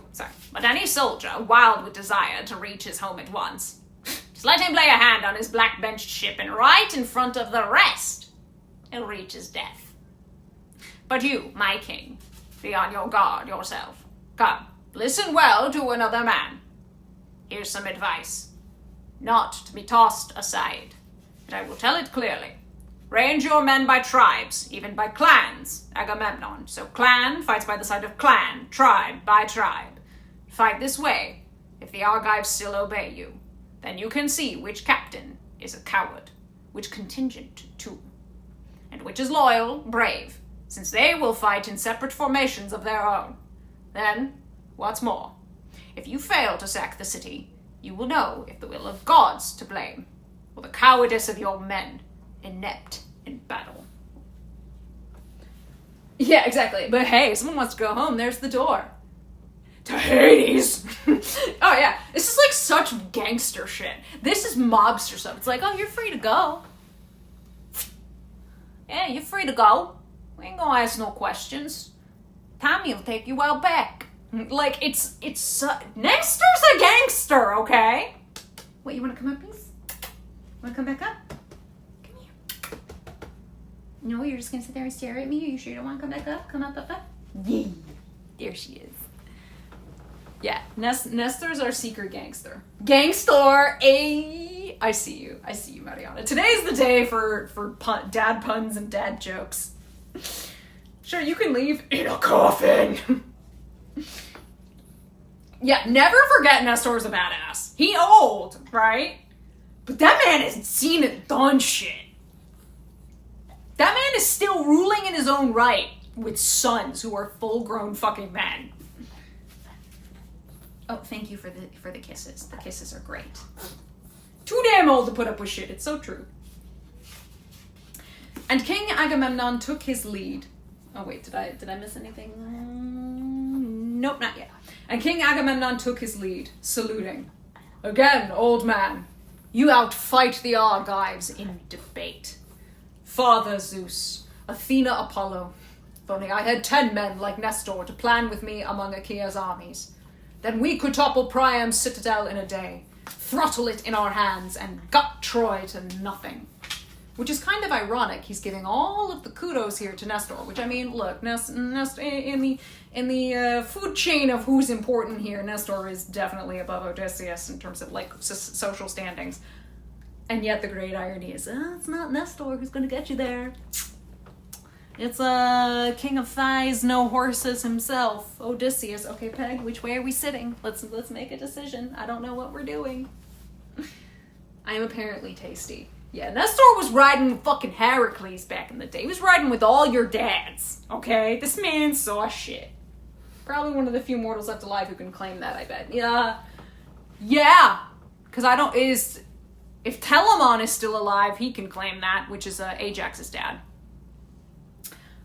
King of Thighs, yeah. Because Telamon sacked Troy with Heracles. Never gonna get over that story. We talk about it, I think, book 3, I think we're gonna talk about that. Because it's just kind of amusing when you're just like, oh, the guy did it in like a week. It took you guys 10 years. He had a fraction of your force. It took him like a week. That's cool. That's cool. Yeah, that's fine. That's great. Heracles, the guy. But Cronus' son Zeus, with his shield of storm, insists on embroiling me in painful struggles, futile wars of words. Imagine, I and Achilles wrangling over a girl, battling man to man, and I was the first to let my anger flare. If the two of us could ever think as one, Troy could delay her day of death no longer, not one moment. Again, no, you don't need Achilles to take Troy. Agamemnon screaming, Heracles sacked the city in a week with a box of scraps. Yeah, literally. Sure, Zeus is doing that. I mean, he does at least note, I was the first to let my temper flare. He's like, yeah, I got angry first.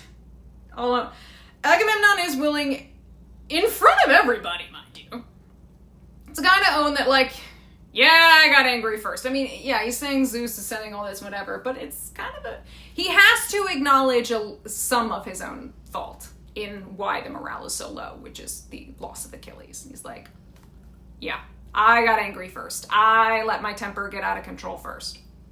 Okay. And this is where I go. Achilles would... Look, again, Agamemnon is a pain in the ass, and he's many things.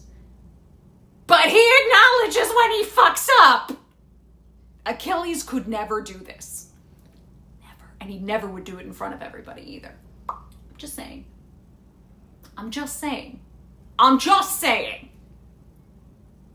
Again, pick your problematic war heroes. Go now. Imagine if Achilles got that level of humility for a second. Or it's not just humility, it's self-reflection and self-criticism. Right now, Achilles can't. None. Zero. Zip. Nothing. Agamemnon is willing to have a moment of self-criticism and self-reflection. He's willing to do that. Achilles is not. I'm just saying. Just gonna point that out. Am I wrong? No, it's the children who are wrong. I know, it's like... Yeah. Go now. Take your meal. The sooner to bring on war. Quickly. Let each fighter sharpen his spear well. Balance his shield well. Feed his horses well. With plenty of grain to build their racing speed. Each man look well to his chariot's running order. Nerve himself for combat now. So all day long we can last out the grueling duels of Ares. No breathing space, no let up, not a moment, not till the night comes on to part the fighters' fury. Now, sweat will soak the shield strap round your chest. Your fist, gripping the spear, will ache with tensing. Now, the lather will drench your war team's flanks, hauling your sturdy chariot. Which I'm like, look, he can talk some good talk. Now sweat will soak the shield strap around your chest. Again, strap of the shield seems to have ran usually over left shoulder to right arm. In most, again, we're talking about most imagery is how we see it. Larger shields, as they actually usually were in the Bronze Age, were heavy enough that they required support from the body as well as the arm. Again, part of what later would make the phalanx so important was just the size and the weight of these shields. Oh, bye, Sarah. Also about the meal, he says, go take your meal. And everybody's about to literally go break and eat. This would be the principal meal of the day. Oh, as if Paris wasn't another reason for Hera to hate Troy, giving Heracles. That's funny. That is funny. By this point, Heracles is dead, and she's basically adopted him as her son and married him to her daughter Hebe. But yeah, that is pretty funny. That is pretty funny. Want to know how it's called, the broad strap? Is it seriously called the Telamon? Wait a minute. I'm gonna have to check that because I did not go and check it. That's amazing. Wait. Oh, wait. I'm gonna make a note about that.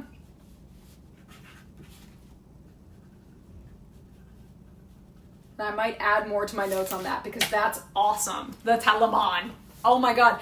Especially when Ajax gets called like the bulwark, the shield of like the Achaeans, and he's got this massive fucking shit. This is amazing.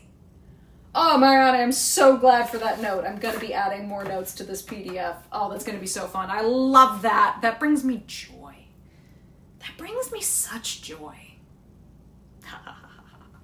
But yeah, no, what was I saying? Oh, the meal. The meal they were taking.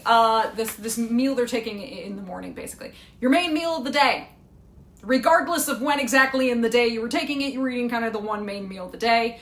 These warriors are basically not going to eat again until nightfall. So it's important. Feed yourself. Get your calories. Go to war! I want a lightsaber! War! Like, amazing. But any man I catch trying to skulk behind his long beached ships, hanging back from battle, He is finished. No way for him to escape the dogs and the birds. It's basically, yeah, you can leave. Into Hades.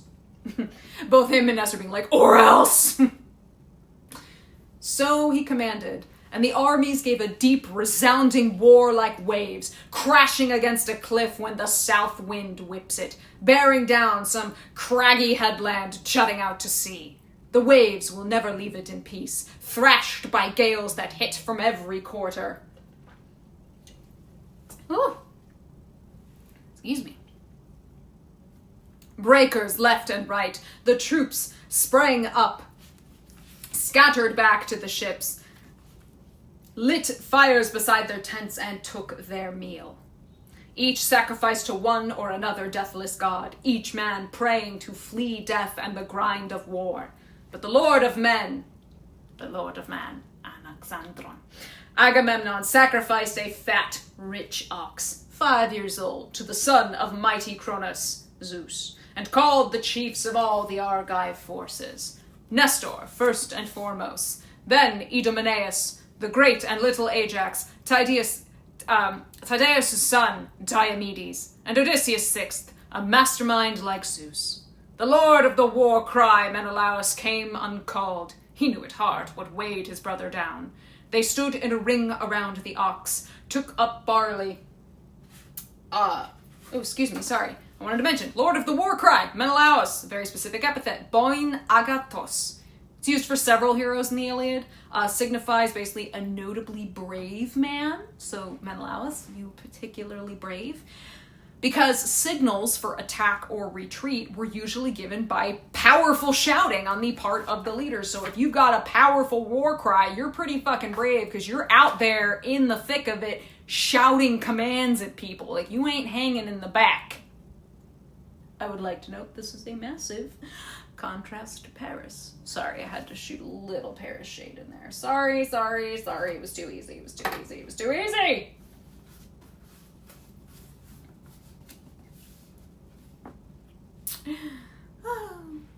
They stood in a ring around the ox, took up barley, and then rising among them, King Agamemnon raised his voice in prayer.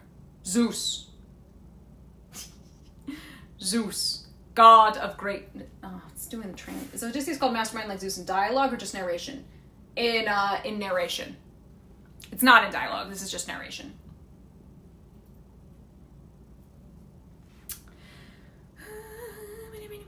Zeus, god of greatness, god of glory, Lord God of the dark clouds that lives in the bright sky. Don't let the sun go down on me. Sorry, I just had an intrusive thought. Don't let the sun go down or the night descend on us. Not till I hurl the smoke black halls of Priam headlong, torch his gates to blazing rubble, rip the tunic of Hector, and slash his heroic chest to ribbons with my bronze, and a ruck of comrades round him, groveling, face down, gnaw their own earth. And so Agamemnon prayed, but the son of Cronus would not bring his prayer to pass. Not yet. The father accepted the sacrifice, true, but doubled the weight of thankless, ruthless war. Once the men had prayed and flung the barley, first they lifted back the heads of the victims, slit their throats, skinned and carved away the meat from the thigh bones, and wrapped them in fat, a double fold sliced clean and topped with strips of flesh. And they burned these on a cleft stick. The line, gnaw their own earth, goes hard. It's such a good line. Don't let the sun... I know, the moment I started reading it, I was like, oh no, I can't stop it, it's right there. It's all very dramatic, I love it. And they burned these on a cleft stick, peeled and dry, spitted the victuals, held them over Hephaestus' flames. And once they'd charred the thighs and tasted the organs, they cut the rest into pieces, pierced them with spits, roasted them to a turn, and pulled them off the fire. The work done, the feast laid out. They ate well, and no man's hunger lacked a share of the banquet. When they had put aside desire for food and drink, Nestor, the noble old horseman, rode out first. Marshal Atrides, lord of men Agamemnon, no more trading speeches now, no more delay. Putting off the work the gods put in our hands. Come, let the heralds cry out to all contingents. Full battle armor, muster the men along the ships. Now, down we go, united, review them as we pass. Down through the vast encampment of Achaea, the festa, to rouse the slashing god of war. He pre-ordered that victory. Yeah, victory, we're a little on back order right now, but we'll get that to you. When we're back in stock, I'll make sure that happens. Whoops. Agamemnon, the lord of men, did not resist. He commanded heralds to cry out loud and clear, and summon the long-haired Achaean troops to battle. Their cries rang out. The battalions gathered quickly. The warlords, dear to the gods and flanking Agamemnon, strode on ahead, marshalling men-at-arms in files. And down there... excuse me.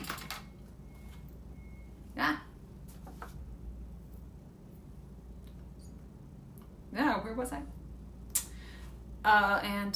And down their ranks the fiery-eyed Athena bore her awesome shield of storm, ageless, deathless. 100 golden tassels, all of them braided tight and each worth 100 oxen, float along the front. So fun fact actually about that, we talk about these golden tassels here. Evidently, apparently, the art of drawing gold into thin threads was known even as far back as the Homeric period. So hey, handicraft knowledge. And again, remember, coined money, not a thing. It's unknown at this time. So saying, oh, it's each of these is worth 100 oxen, something like oxen, like cattle, would form a reasonably standard kind of like value in the place of something like coinage, right? Think in terms of goods. Like, you know the worth of these things. There's some fancy gold tassels.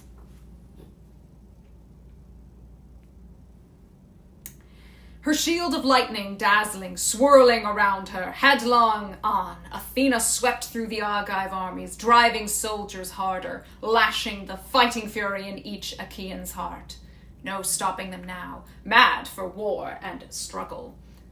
Now, suddenly, battle thrilled them more than the journey home, than sailing hollow ships to their dear native land. As the ravening fire rips through big stands of timber, high on a mountain ridge and the blaze flares miles away, so did...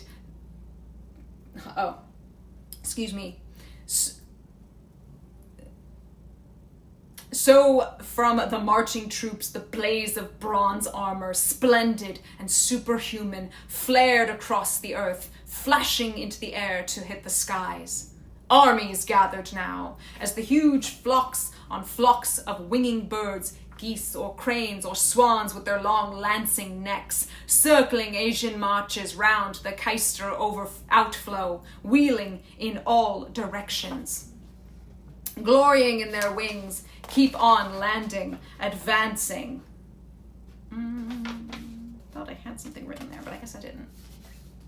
Wave on shrieking wave, and the tidal flats resound. So tribe on tribe, pouring out of the ships in shelters, marched on the Scamander plain, and the earth shook. Tremendous thunder from under trampling men and horses, drawing into position down the Scamander meadow flats, breaking into flower, men by the thousands, numberless as the leaves and spears that flower forth in spring. Whew.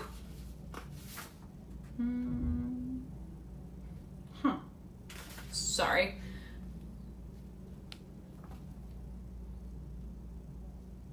A quaint mummy, that'd be something.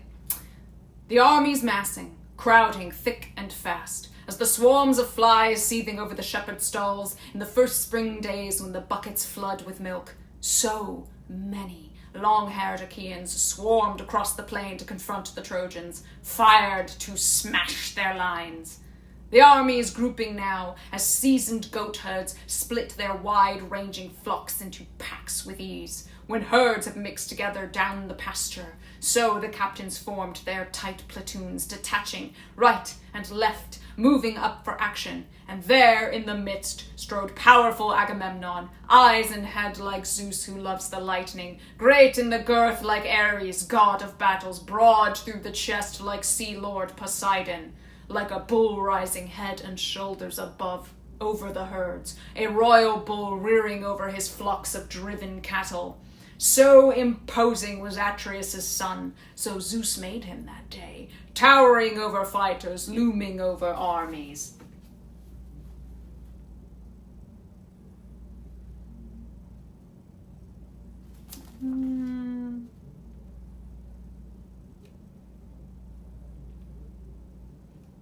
I was like, which bit was that? Oh yeah, that bit.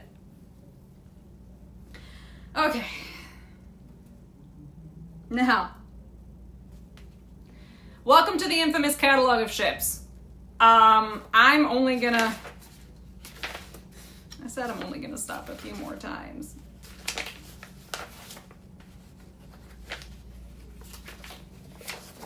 Shit.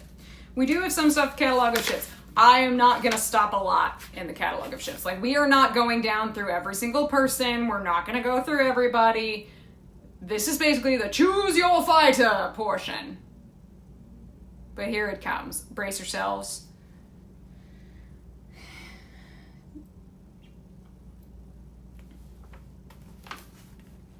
We're gonna talk about some ships. I need a drink. Hold on.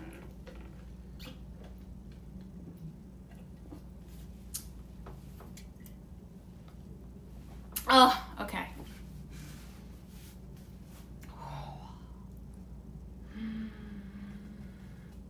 It's boat time. Sing to me now, you muses who hold the halls of Olympus. Showboat time! You are goddesses, you are everywhere. You know all things. All we hear is the distant ring of glory. We know nothing. Who were the captains of Achaea? Who were the kings? The mass of troops I could never tally, never name. Not even if I had 10 tongues and 10 mouths, a tireless voice and the heart inside me bronze. Never unless you, muses of Olympus, daughters of Zeus, whose shield is rolling thunder, sing. Sing in memory all who gathered under Troy. Now I can only tell the lords of the ships in all their numbers. Yeah. You want to call on the muses to remember these amounts of people. Okay. Brief rundown of the importance of the infamous catalog of ships. Infamous because this is where people most likely want to, like, yeet themselves out of the book because it's so many lines of, and this person brought this many ships, and this person brought this many ships, and this person brought this many ships.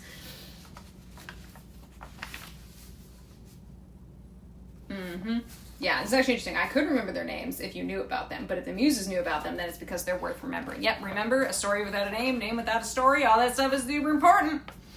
So what is the catalog of ships that we're about to read, which is so many hundreds of lines? Literally in Greek, what is it, like 400 something lines? It's horrendous. This is a summary of the Greek forces that are gathered at Troy. It enumerates the forces in a very definite geographical order with kind of 3 main divisions. 1, mainland Greece, south of Thermopylae. We're going to start with Boeotia, likely because the fleet was gathered at Aulis before sailing to Troy, which is in Boeotia. Why is this all in caps?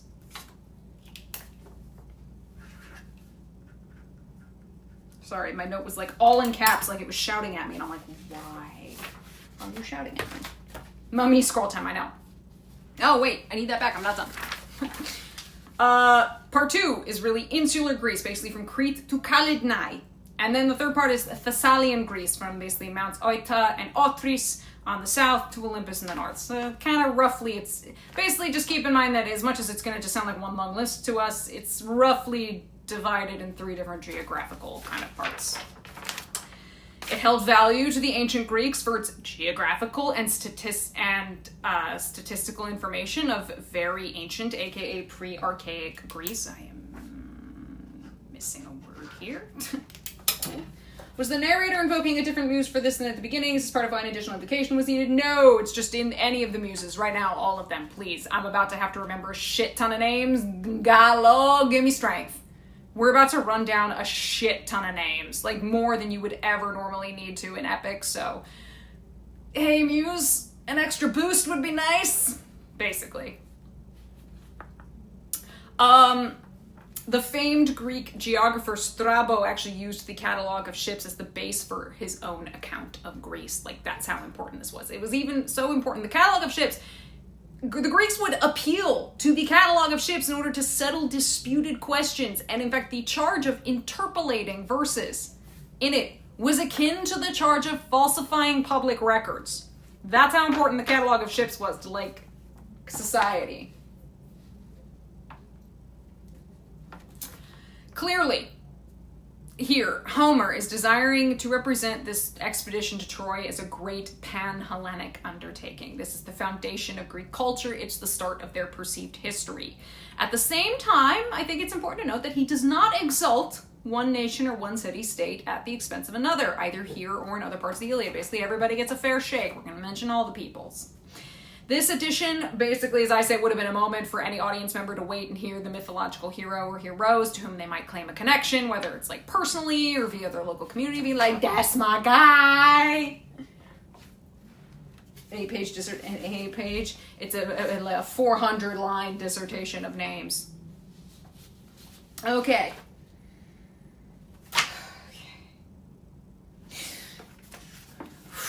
Okay.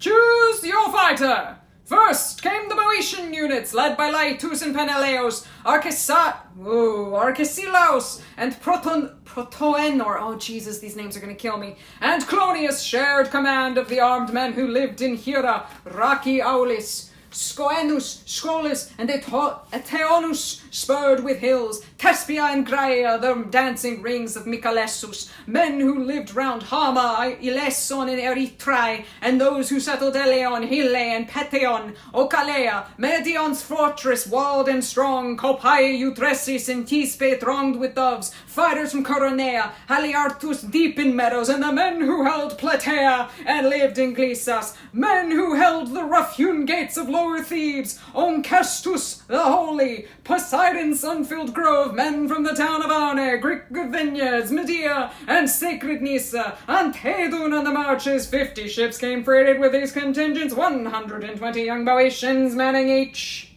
I know, yeah.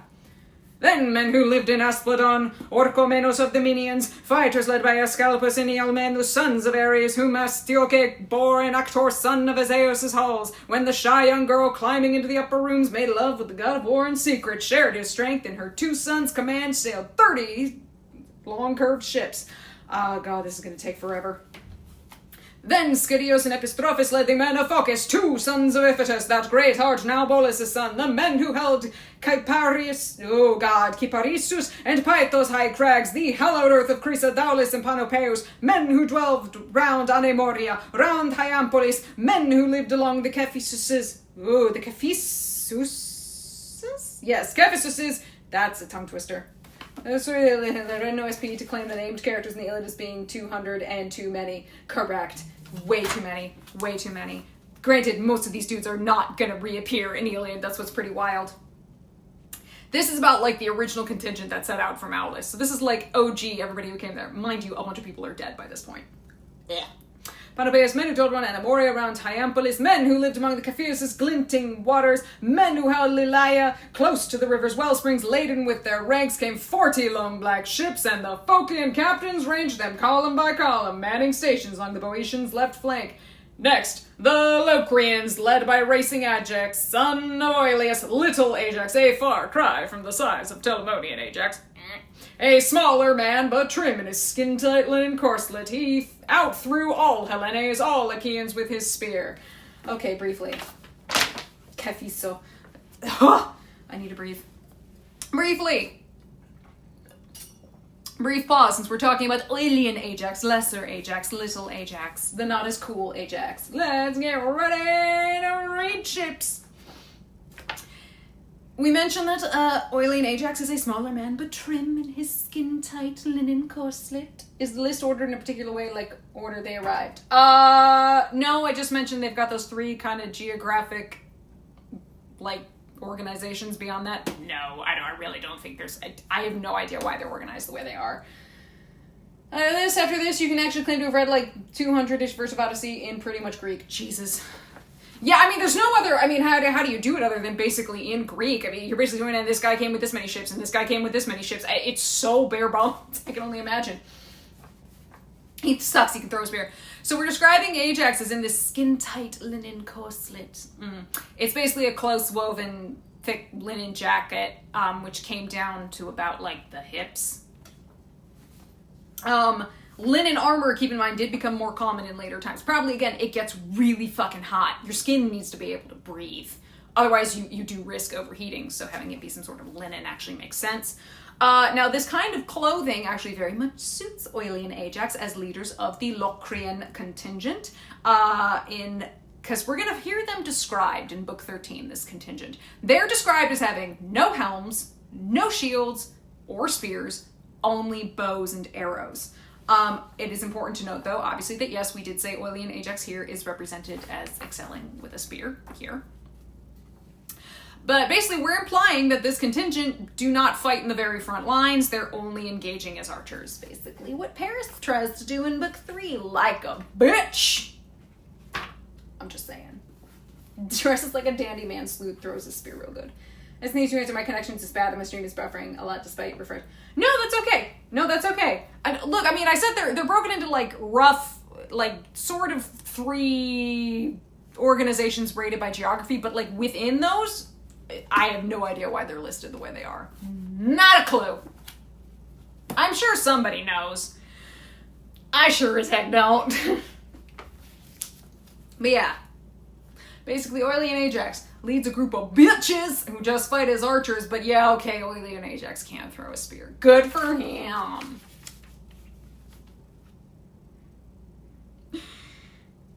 All Achaeans with his spear. He led the men who lived in Apoias, Kinos, Kinus, Caliaros, Bessa, and Scarfe, the delightful town of Augai, Tarfe, and Thronian down the Boagrius River. In Oily and Ajax's charge came 40 long black ships, Locrians living across the straits from Sacrosanct Euboea. And the men who held Euboea? Abantes breathing fury, Calchas, yes, Calchis, not Calcos, Calchis, and Eretria, Histiae,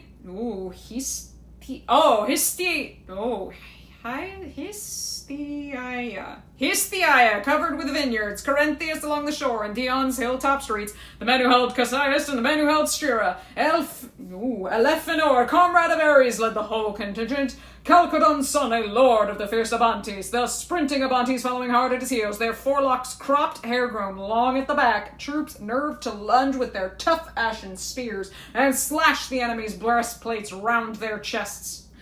Oh yeah, very, very, baseball announcer saying who is first, who's on second, I don't know who's on third.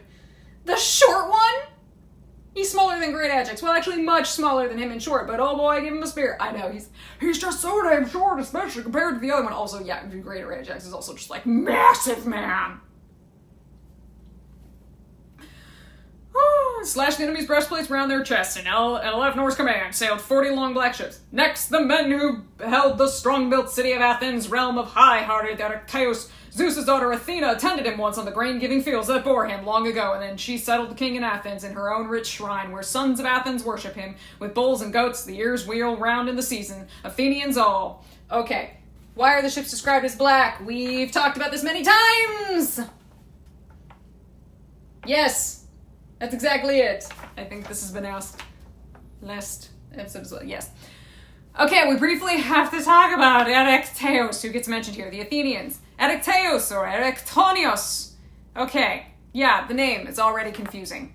Early Greek texts do not appear to distinguish between Erechtonios, the mythological figure, and his grandson, Erechtheus. But we know at least by the classical era of ancient Greece, they're acknowledged as distinct figures. Here, we're clearly calling Erechtonios Erechtheus, but we mean Erechtonios, who was a mythological figure. Prepare for some lore dump on Erechtonios. There's a reason we're bringing him up. He's kind of... I spelled his name wrong in one spot. I can already see it. Okay. Well, the etymological name of Erechtonios is not entirely certain. The name does seem to translate literally as smasher of earth. He is an earthborn king, sired by Hephaestus. What does that mean? Well, let me tell you. Athena, one day, goes and visits Hephaestus for some weapons, but Hephaestus became overcome with desire and attempted to seduce her in his workshop. She fled him, and even though he caught her, she fought him off pretty handily. During the struggle, his spunk fell on her thigh. Gross. Athena wiped it away in disgust with a fillet of wool, so called an erion, and it fell onto the earth, kthon, or the kthon, so erektonios. Yeah, this story. A fillet, by the way, of wool, as this erion, is a particular, basically, type of headgear. It's basically a narrow band of cloth for Roman athletes. It's a headband that you tie behind you. That's what we're talking about. That's what that is. Yeah. So that fell to the earth, and I accidentally impregnated Gaia. Erektonios was then born as a result. Greek myth is weird, guys. Athena wanted to raise baby Erektonios in secret, so she put the infant in a small box, and then I put that box in another box, and then I'll mail that box to me. No.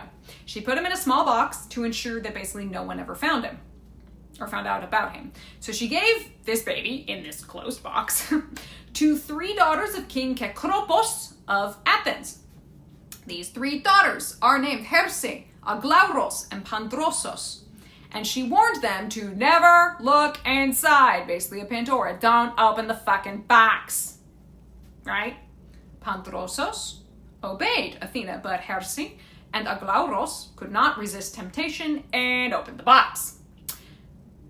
Now, what they saw when they opened the box does vary, but we know the 2 sisters were absolutely terrified by what they saw. Now, they saw either a snake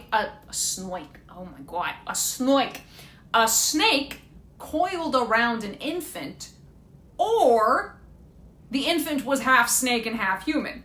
Either way, they were so terrified that they went mad and threw themselves off the Acropolis to their deaths. Right. Now here's the other thing. There are, again, because we have multiple sources and multiple versions, and yay, a schnoik, I know. There are at least 2 other versions of these 2 sisters' fates. One is that the snake inside the box killed them. Cool.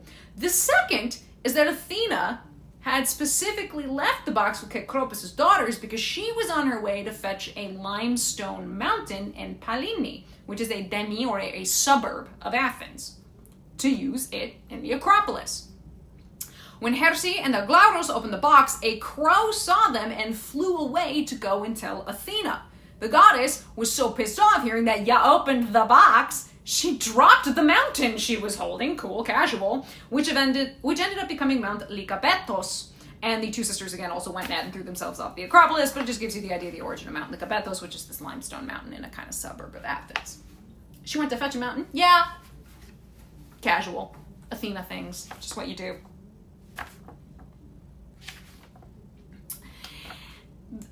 So once an adult, Erektonios drove out the usurper Amphictyon and ended up becoming king of Athens.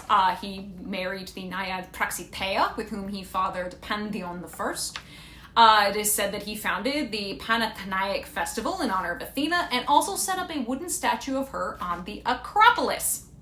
Now, the Padian marble, which claims that he taught his people how to yoke horses and use them to pull chariots, how to smelt silver, and he even taught them how to till the earth with a plow. Wow, people in Athens not really doing much till this guy came around. Now, granted, the Padian marble also claims that he was lame of feet and thus ended up inventing what is called the quadriga, which is a 4-horse chariot to get around more easily, and ended up often competing as a chariot driver in games. He was apparently really fucking good at it. Zeus was apparently so impressed with Erektonius' skills as a chariot driver that he raised Erektonius' image into the heavens as the constellation Auriga, the charioteer, after his death. Cool, I guess. His symbol, the symbol of Erektonius, is the snake. Kind of makes sense, given we heard about at the beginning of his story. And some say he's actually represented in the statue of Athena in the Parthenon as the snake hidden behind her shield. Now, we mentioned the whole idea of the Parthenon and all this. It's kind of important. We're talking about this introduction of Erektonius and talking about the great temple and everything that they've erected to her. This is the pre-Persian Parthenon. So, because excavations have indicated that prior to the Persian invasions, which were, 499 to 449 BCE, the Temple of Athena on the Acropolis actually stood to the north. of the Parthenon. And because in this event, it's in, wait, which note am I looking at? The Parthenon was dedicated at the great, this particular Parthenon, the pre-Persian Parthenon, was dedicated at the great Panathenaic festival of 438 BCE. So it was, or the new one was at least. With foundations that extended under the hall of the Caryatides of the Erechtheion. So the famous Caryatides that you see, they've done excavations and they can tell that like the foundations of some of that original pre-Persian Parthenon are in the foundations in there. And it seems that the hall of the Caryatides of the Erechtheion, which is very famous, I mean, most of the image you see of like the Parthenon, that's a very famous part of it, seemed to have been completed, we think, around like 407 BC. Again, these took a long time to build. Now, the pre-Persian Parthenon, sometimes called the Older Parthenon or just the pre-Parthenon, was destroyed again in the destruction of Athens in 480 BCE during the second Persian invasion of Greece. In that event, the Persians just sacked Athens and completely razed the Acropolis. They had to rebuild all those beautiful temples. But obviously we know that columns and other architectural fragments of the pre-Persian Parthenon have been found built into the wall of the Acropolis. So they destroyed a bunch of it, but little bits and pieces are still there. Fun facts.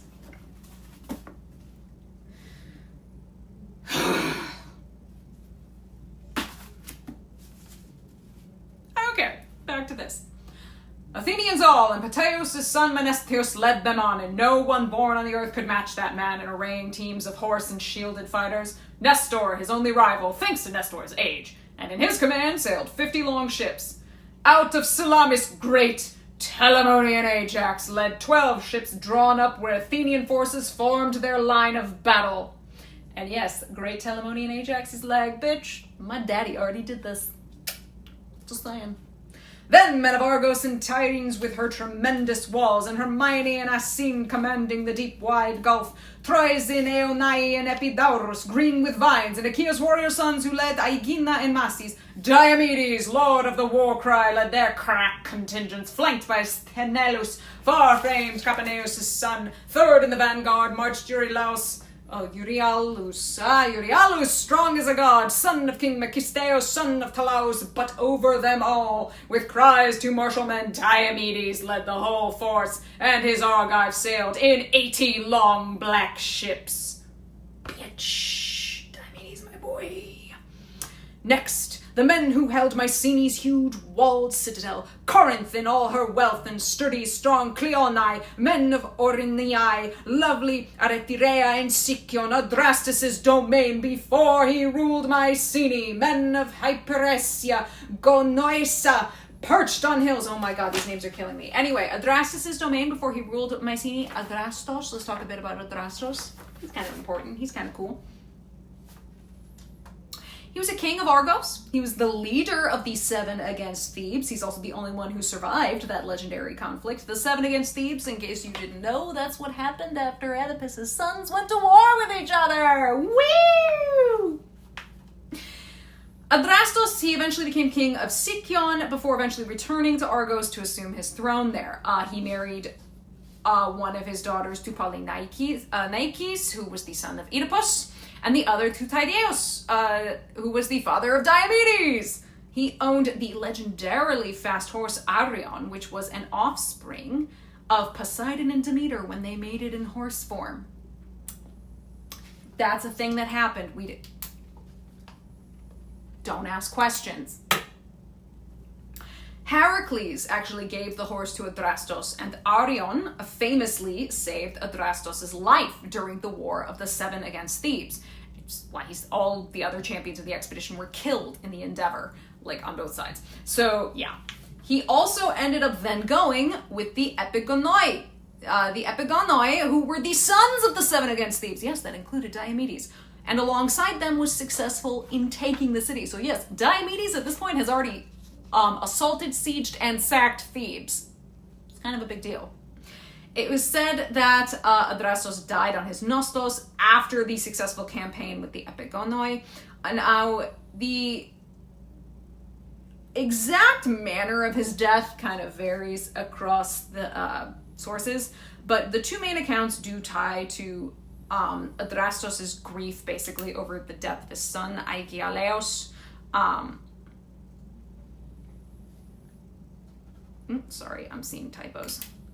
And Aegialeos was the only kind of major hero sort of figure to die in the expedition of the Epigonoi.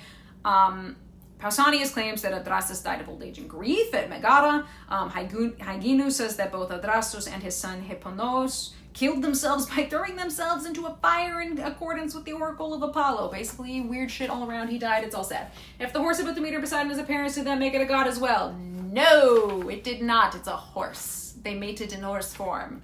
It's not a god. It's a horse. It's just a really fast horse. Now, Plato claimed Adrastos had a reputation as a particularly skillful speaker, which kind of makes sense given he's the one who convinced all the other champions in their armies to join Polynices' quest to reclaim his throne in Thebes. He had to convince 6 other champions. Well, really 5, because Thaddeus was already there. So he had to be a pretty good speaker.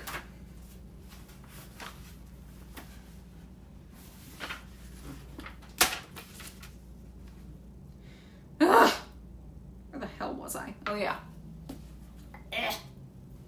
Men who held Pellene and those who circled Aegion, men of the coastal strip in Helice's broad headland, they came in 100 ships, and Agamemnon led them on. Yes, 100 ships, the most number of ships. Agamemnon, Lord of Men. He's the guy leading the expedition. He comes with the most number of ships. Makes sense. Atreus' royal son, and marching in his companies came the most and bravest fighting men by far, and there in the midst, armed in gleaming bronze in all his glory, he towered high over all his fighters. He was the greatest warlord. He led by far the largest army. Next, those who held Lacedaemon's hollows deep with gorges, Pharis, Sparta, and Messi, crowded haunt of the wild doves, men who lived in Briseae and Augai's gracious country, men who held Amyclae, Helos, this seaboard fortress, men who settled Laos and lived near Oetelos, Agamemnon's brother. Menelaus, lord of the war cry, led their 60 ships, armed them apart down shore, and amidst their ranks he marched, ablaze with valor, priming men for attack, and his own heart blazed the most to avenge the groans and shocks of war they'd borne for Helen. Next, the men who lived in Pylos and handsome Arini, Tryon and Alpheus, Ford, and finally Mason Dieppe, men who lived in Kyparis, oh Jesus Christ, Kypariseus, oh I was right, Kypariseus and Amphigenia, Telos, Helos, and Dorian, where the Muses met, the Thracian Thamiris, stopped the minstrel song. From Oechalia he came, from Oechalia King Eurytus, boasting to high heaven that he could outsing the very Muses, the daughters of Zeus whose shield resounds with thunder. They were enraged, they maimed him, they ripped away his voice, the rousing immortal wonder of his song, and wiped all arts of harping from his mind. Yeah, that's kind of what you get for being a dumbass.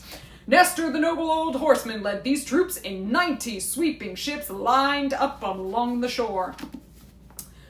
And those who held Arcadia under Calene's peak near Aeptus' ancient tomb, where men fight hand to hand, men who live in Phaneos and Orcormenos, rife with sheep, Stratia, Ripe, and Anispe, whipped by the sudden winds, men who settled Tegea, Mantinea's inviting country, men who held Stymphalus, men who ruled Parrhasia, the son of Ancaeus led them. Powerful Agapenor with 60 ships in all, and aboard each vessel crowded full Arcadian companies skilled in war. Agamemnon himself, the lord of men, had given him those well-bent ships to plow the wine-dark sea. Jesus, since works of the sea meant nothing to those landmen, Then the men who lived in Buprasio and brilliant Elis, as all the realm as far as Hyrmine and Myrsinus frontier towns, the Olenian Rock and Alisson bond with their borders. 4 warlords led their ranks, 10 ship flotillas each, and filling the decks came bands of Epean fighters, 2 companies under Talpius and Amphimachus, sons of the line of Actor, 1 of Eurytus, 1 of Cteatus, strong Diores, the son of Amarinceus led the 3rd, and the princely Polyxenus led the 4th, the son of King Agasthenes, Augeas' noble stock. Then ocean men from Dulichion and the Holy Islands, and the Echinades rising over the sea from Elis, Meges, a match for Ares, led their troop in war. Jesus. Whew. A son of the writer Phyleus, dear to Zeus, who once enraged at his father fled and settled Dulichion in his son's command, sailed 40 long black ships. Next, Odysseus led his Cephallenian companies, gallant-hearted fighters, the island men of Ithaca, of Mount Neriton's leafy ridges shimmering in the wind. Actually, I want to talk about that. Okay. The leafy ridges shimmering in the wind. The Greek word used here is, oh Jesus, I forgot to try and practice it. Ainosiphulos. Literally means leaf shaking. It's used to describe that the mountain itself causes what it suffers. Ugh. I got 10 ships. Do I hear 20? Anybody got 20? Yeah, basically. And men who lived in Crocyllia and rugged Aegylips, we're gonna go with that. Men who held Zakynthos, and the men who dwelled near Samos, and the mainland men who grazed their flocks across the channel. That mastermind like Zeus, Odysseus, led those fighters on. In his command sailed 12 ships' prows, flashing crimson. Woo! And Enocephalon, yeah, I know. Fun fact, the Greek word there, prows flashing crimson. First time we've heard really that as opposed to black. It is myotopareos, which literally means something like red-cheeked. It should be noted in contrast to the ships being described as black or dark prowed throughout this and in the Odyssey. I don't know why it's being specified that way. Don't ask, I don't know. It's just a cool note.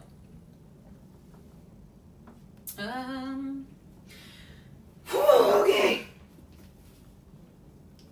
And Thoas, the son of Andremon, led Aetolia's unit, soldiers who lived in Pluro and Pylene and Olenus, Calchis along the shore, and Calydon's rocky heights, where the sons of Elbono and Eus were no more, and the king himself was dead, and Meleager with his golden hair was gone, so the rule of all Aetolian men had passed to Thoas. In Thoas's command sailed 40 long black ships, and the great spearman Idomeneus led his Cretans, the men who held Knossos and Gortyon, ringed in walls, Lyctus, Miletus, Lycastus, his bright shark bluffs, Phaistos and Rhytion, cities of joy to live in, the men who peopled Crete 100 cities strong. The renowned spearman Idomeneus led them in all fours, with Meriones and butchered men like the god of war himself, and in their command sailed 80 long black ships. Woo! Okay, briefly let's talk about Idomeneus, king of Crete, grandson of King Minos and Queen Pasiphae. Yes, of Minotaur fame, you are thinking of the correct King Minos. This places him in the same genealogical tree as Helios. He's a son of Deucalion, who was an Argonaut, as well as one of the participants in the Caledonian Boar Hunt, and his mother's name is Cleopatra. Yes, that is a name that existed before the Queen of Egypt. He's the husband to Meta, by whom he's father to Orsilokos, Cleisitria, Iphiklos, and Lycos. In the Iliad, he's one of Agamemnon's trusted advisors. He's among the first rank of Greek generals, leading his troops from the front and likes to engage the Trojans head-on. Yes, that is Meleager from Meleager and the Caledonian Boar Hunt. That's why we said he's gone. Hematite paint on the sides of the ship, but who knows why? Yeah, we're like, I didn't get it, mate. Hey, rude. I'm not pausing that much. I've named so many goddamn people and places. I have another nearly 100 lines, okay, before I need to stop again. And Heracles' son, oh Jesus, Yes. And Heracles' son Tlepolemos, tall and staunch, led 9 ships of the proud Rhodians out of Rhodes, the men who lived in Rhodes, in 3 island divisions, Lindos, Ialissus, and Camirus, white escarpment, armies led by the famous spearman Tlepolemos, whom who Astyochea bore to Heracles, filled with power. He swept her up from Ephyra from the Seleucus River, and he had ravaged many towns of brave young warlords bred by the gods. But soon as his son Tlepolemos came of age, and Heracles' well-built palace walls, the youngster abruptly killed his father's uncle, the good stolar Lycymnius, already up in years, and quickly fitting ships, gathering partisans, he fled across the sea with threats of the sons, and the sons of Heracles breaking at his back. But he reached Rhodes at last, a wanderer rocked by storms, and there they settled in 3 divisions, all by tribes, led by Zeus himself, the king of the gods, immortal, showering wondrous gold on all their heads. Nereus led his 3 trim ships from Cyme, Nereus the son of Aglaea and King Charopus, Nereus the handsomest man who ever came to Troy, of all the Achaeans after Peleus' fearless son, but he was a lightweight, trailed by a tiny band. Whoop. And men who held Niceros, Cassus, and Crapatus, Cos, Eurypylus' town, and the islands called Calydnae, combat troops, and Antiphus and Phidippus led them on, the two sons of the warlord Thessalus, Heracles' son. In their command sailed 30 long curved ships. And now, muse, sing all those fighting men who lived in Pelasgian Argos, the big contingents of the Valos and Alope and Thrakis, men of Phthia and Hellas were the women, or no wonder. All the fighters called Achaeans, Hellenes, and Myrmidons, ranked in 50 ships, and Achilles was their leader. But they had no lust for the grind of battle now. Where was that man who marched their lines to war? The brilliant runner Achilles lay among his ships, raging over Briseis, the girl with lustrous hair, the prize he seized from Lyrnessos, after he had fought to exhaustion at Lyrnessos, storming the heights and breached the walls of Thebes, and toppled the vaunting spearmen Epistrophus and Menes, sons of King Euenus, Celepius' son. All for Briseis' heart was breaking now. Achilles lay there now. But he would soon rise up in all his power. Was that some sort of oblique I mean, we're talking about the Greeks, so I don't think so. I mean, the handsomest man who ever came to Troy. I mean, even Paris's beauty is described as like, yeah, he's good looking. But like, we use these same epithets for tons of other people. He's cute, but not that cute. Maybe.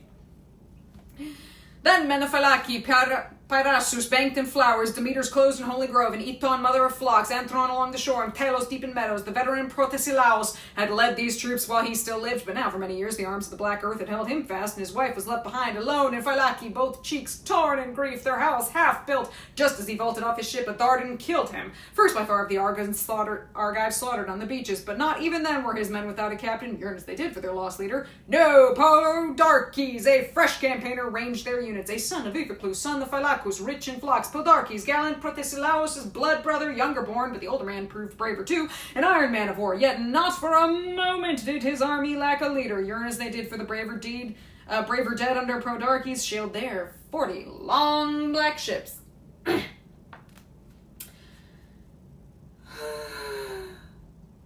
not gonna die. Then men who lived in Metone and Thamachia, men who held Meliboea and rugged-ridged... And the men who lived in Phere, fronting Lake Boebeis and Boebi and Glaphyrae and Iolcus' sturdy ramparts. Their 11 ships were led by Admetus' favorite son, Eumelus, born to Admetus by Alcestis, queen of women, the most radiant daughter Peleus ever fathered. Then men who lived in Metone and Thamachia, men who held Meliboea and rugged-ridged Olison, Philoctetes, the master Druid, led them on in 7 ships with 50 oarsmen aboard, each superbly skilled with bow and lethal combat. But their captain lay on an island, racked with pain, on Lemnos' holy shores, where the armies had marooned him, agonized by his wound, the wound of a deadly water viper. There he writhed in pain, but soon, encamped by the ships, the Argives would recall Philoctetes, their great king. But not even then were his men without a captain, yearn as they did for their lost leader. No. Medon formed then, Oileus' bastard son, whom Rhene bore to Oileus, grim raider of cities. The words that describe Menelaus' good looks better than the ones that describe Paris. Different. Mostly Menelaus gets described as Xanthos, but that kind of refers to his hair. Don't really quite remember. Okay. Philoctetes, that whole little bit we talked about. This refers to a very well-known story about the final phase of the war, which was the Achaeans, unable to take Troy, learned of a prophecy that they would do so only with the aid of Philoctetes and his bow, a famous weapon that he inherited from Heracles, which should be capitalized. So they had to send an embassy to Lemnos to persuade Philoctetes to come and help them. Sophocles is... I misspelled Sophocles. Why do I have Sophocles?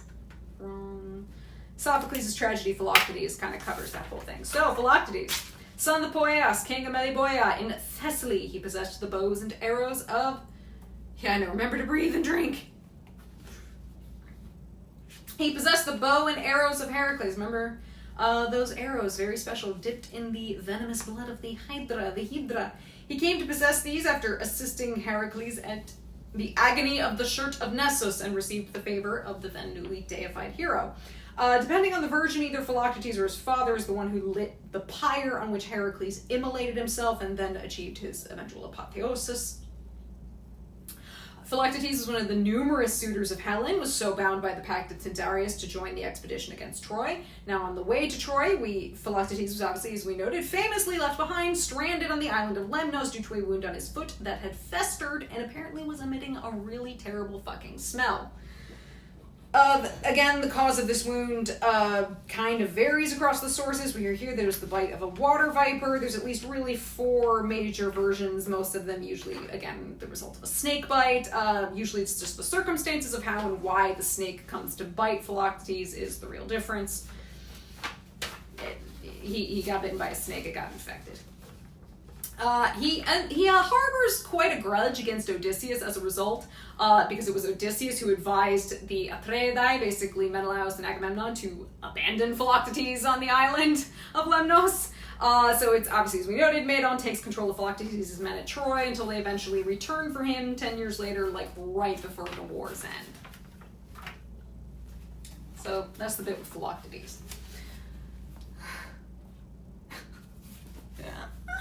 Okay. And men who settled Trika, Rocky Itome, Taristai, and men who held Oikalia, Eurytus' city, and the 2 sons of Asclepios led their units now, both skilled healers, Polydalirios and Macaon, and their command sailed 40 curved black ships, and men who held Ormenion and the Hyperion Spring, men who held Asterion, Titanos' chalk-white cliffs, Eurypylus marched them on, Oeamon's shining sun in his command sailed. He got bit. Never mind. Sorry, I'm seeing emojis and being distracted. I need to stop. In his command sailed 40 long black ships, and the men who settled Argisan, Gyrtoni, Orte, Eloni, and the gleaming citadel Oloson, the Polepoetes braced for battle, led them on. The son of Pirithous, son of deathless Zeus, famous Hippodamia bore the warrior to Pirithous. That day he wreaked revenge on the shaggy centaurs, routed them out of Pelion, drove them to the Ithekes, aka the Cantoromachia. Polypoetes was not alone. Leonteus shared the helm, companion of Ares, Caeneus' grandson, proud Coronis' son, and in his command sailed 40 long black ships. How many ships are we at now? I don't fucking know, but we ain't at 1,000 yet, and I want to die. And Guneus out of Caiphas led on 2 and 20 ships in his platoons, and Nienes and battle-tried Paribians, who pitched homes in the teeth of Dodonuses of bitter winters, who held the tilled acres along the lovely Titaresus that runs her pure crystal currents into Peneus, never mixed with Peneus' eddies, glistening silt, but gliding over the surface smooth as olive oil, branching, breaking away from the river Styx, the dark and terrible oath stream of the gods. Let's briefly talk about the river Styx. This is my last note, and then I'm going to be racing through the rest of this. The river Styx! Okay. Main river of the 5 rivers of the underworld, guarantor of oaths sworn by the gods. It's also known as the dread river of oath. Any god who pours a libation of the river's water and swears falsely is paralyzed for 1 year, and for 9 years they are then excluded from the feasts and assemblies of the gods. And that comes to us from the Theogony. Styx herself is the eldest of the Okeanids, daughters of the Titans Okeanos and Tethys. She is the wife to the Titan Pallas, mother to Zelos, whose name basically means glory or emulation, Nike, victory, Kratos, which means strength or dominion, and Bia, which is force or violence. We're going to talk a lot about Bia in a later chapter, I think. Styx was the first to side with Zeus during the Titanomachy and brought her children along with her. So Zeus appointed her to be the great oath of the gods and her children to live high on Olympus with him always. This was seen as a huge honor, as Zeus was basically guaranteeing Styx's children eternal place of pride with the highest authority should they win the Titanomachy, which of course they did. Styx lives at the entrance to the underworld in a cave that's said to be propped up to the heavens all round with silver pillars.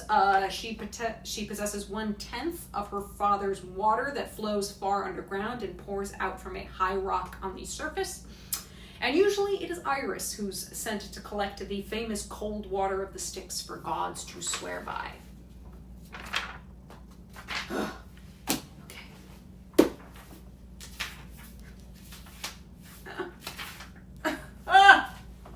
More lines to go. Okay. Okay. And Proteus, son of Tenthredon, led the Magnesians, men who lived around the Peneus, up along Mount Pelion, sloped in wind-whipped leaves. Racing Proteus led them on, and in his command sailed 40 long black ships. These were the captains of Achaea and the kings.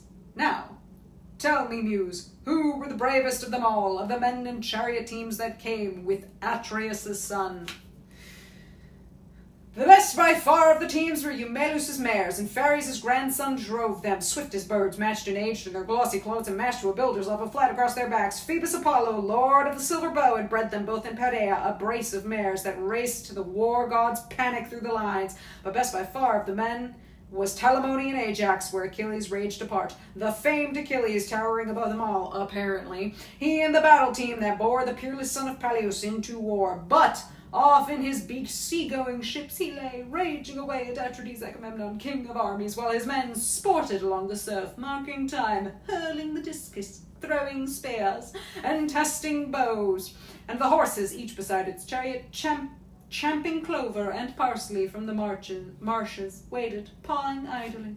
Their master's chariot stood under blankets now, stored away in the tents, while the rank and file, yearning for their leader, the great man of war, drifting here and there throughout the encampment, hung back from the fighting. But on the armies came, as if the whole earth was devoured by wildfire. Yes, and the ground thundered under them, deep as it does for Zeus who loves the lightning. Zeus, in all his rage, when he lashes the ground around Typhaeus and Arima, where they say the monster makes his bed of pain. So the earth thundered under their feet, armies trampling, sweeping through the plain at blazing speed. Now the Trojans.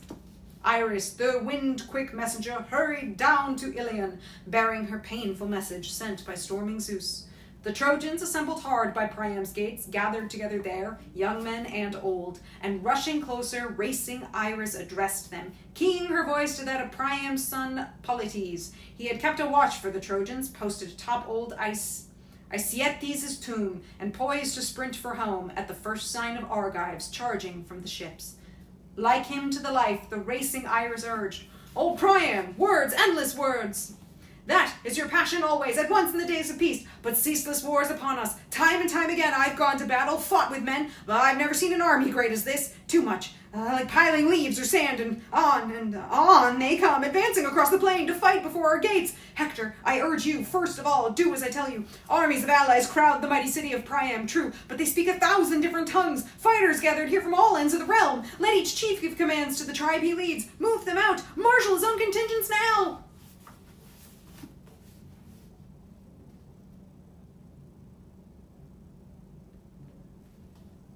Sent by Zeus? Sent by storming Zeus?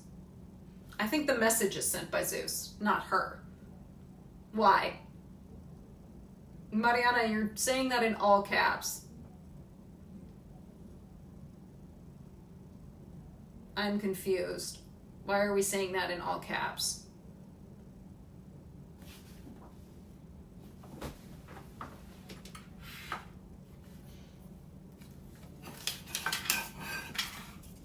So Zeus warns Troy the Greeks are coming. Yeah, he's not taking a clear side again. I mean, he's not taking a clear side again. Yeah, I mean, right now the whole idea is make the Greeks suffer, so yeah, warn the Trojans that they're coming, kind of.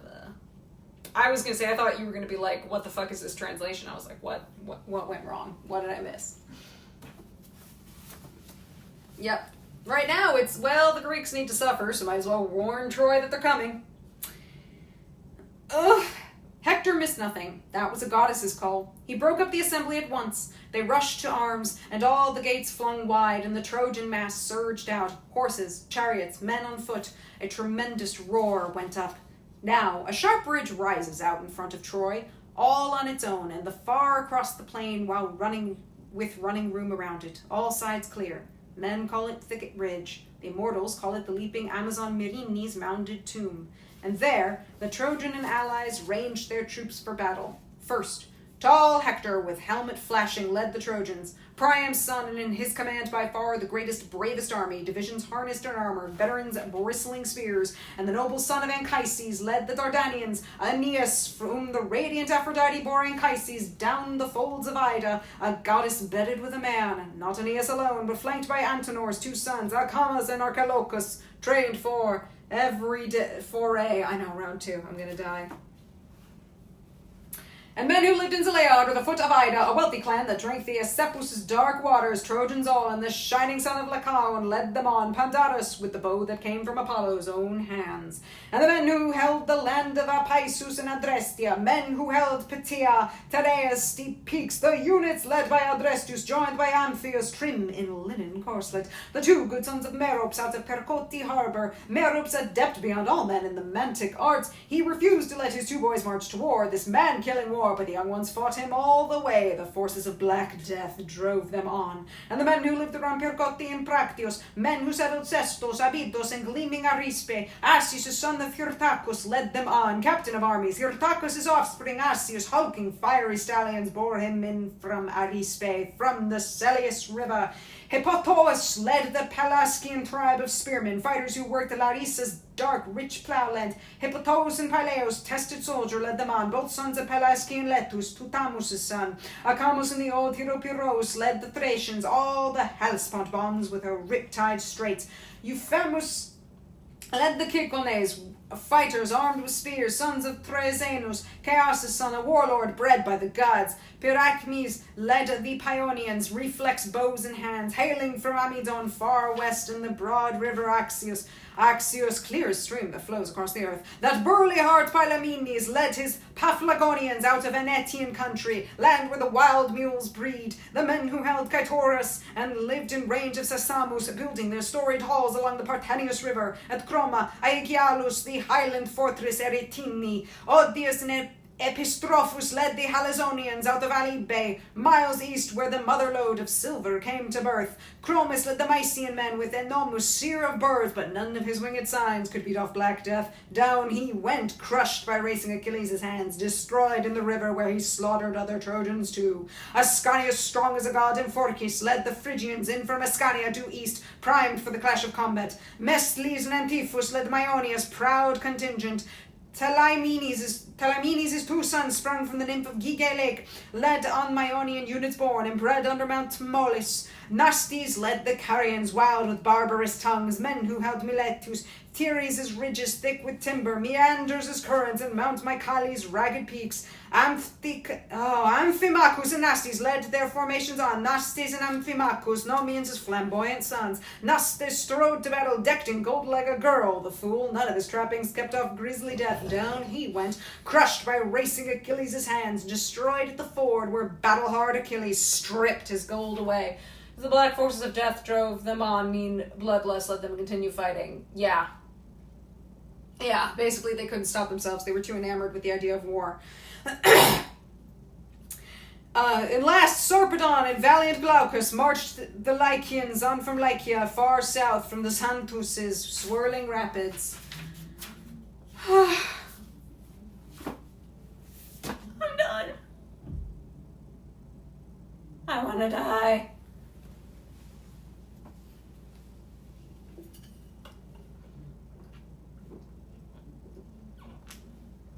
Ugh. That's miserable.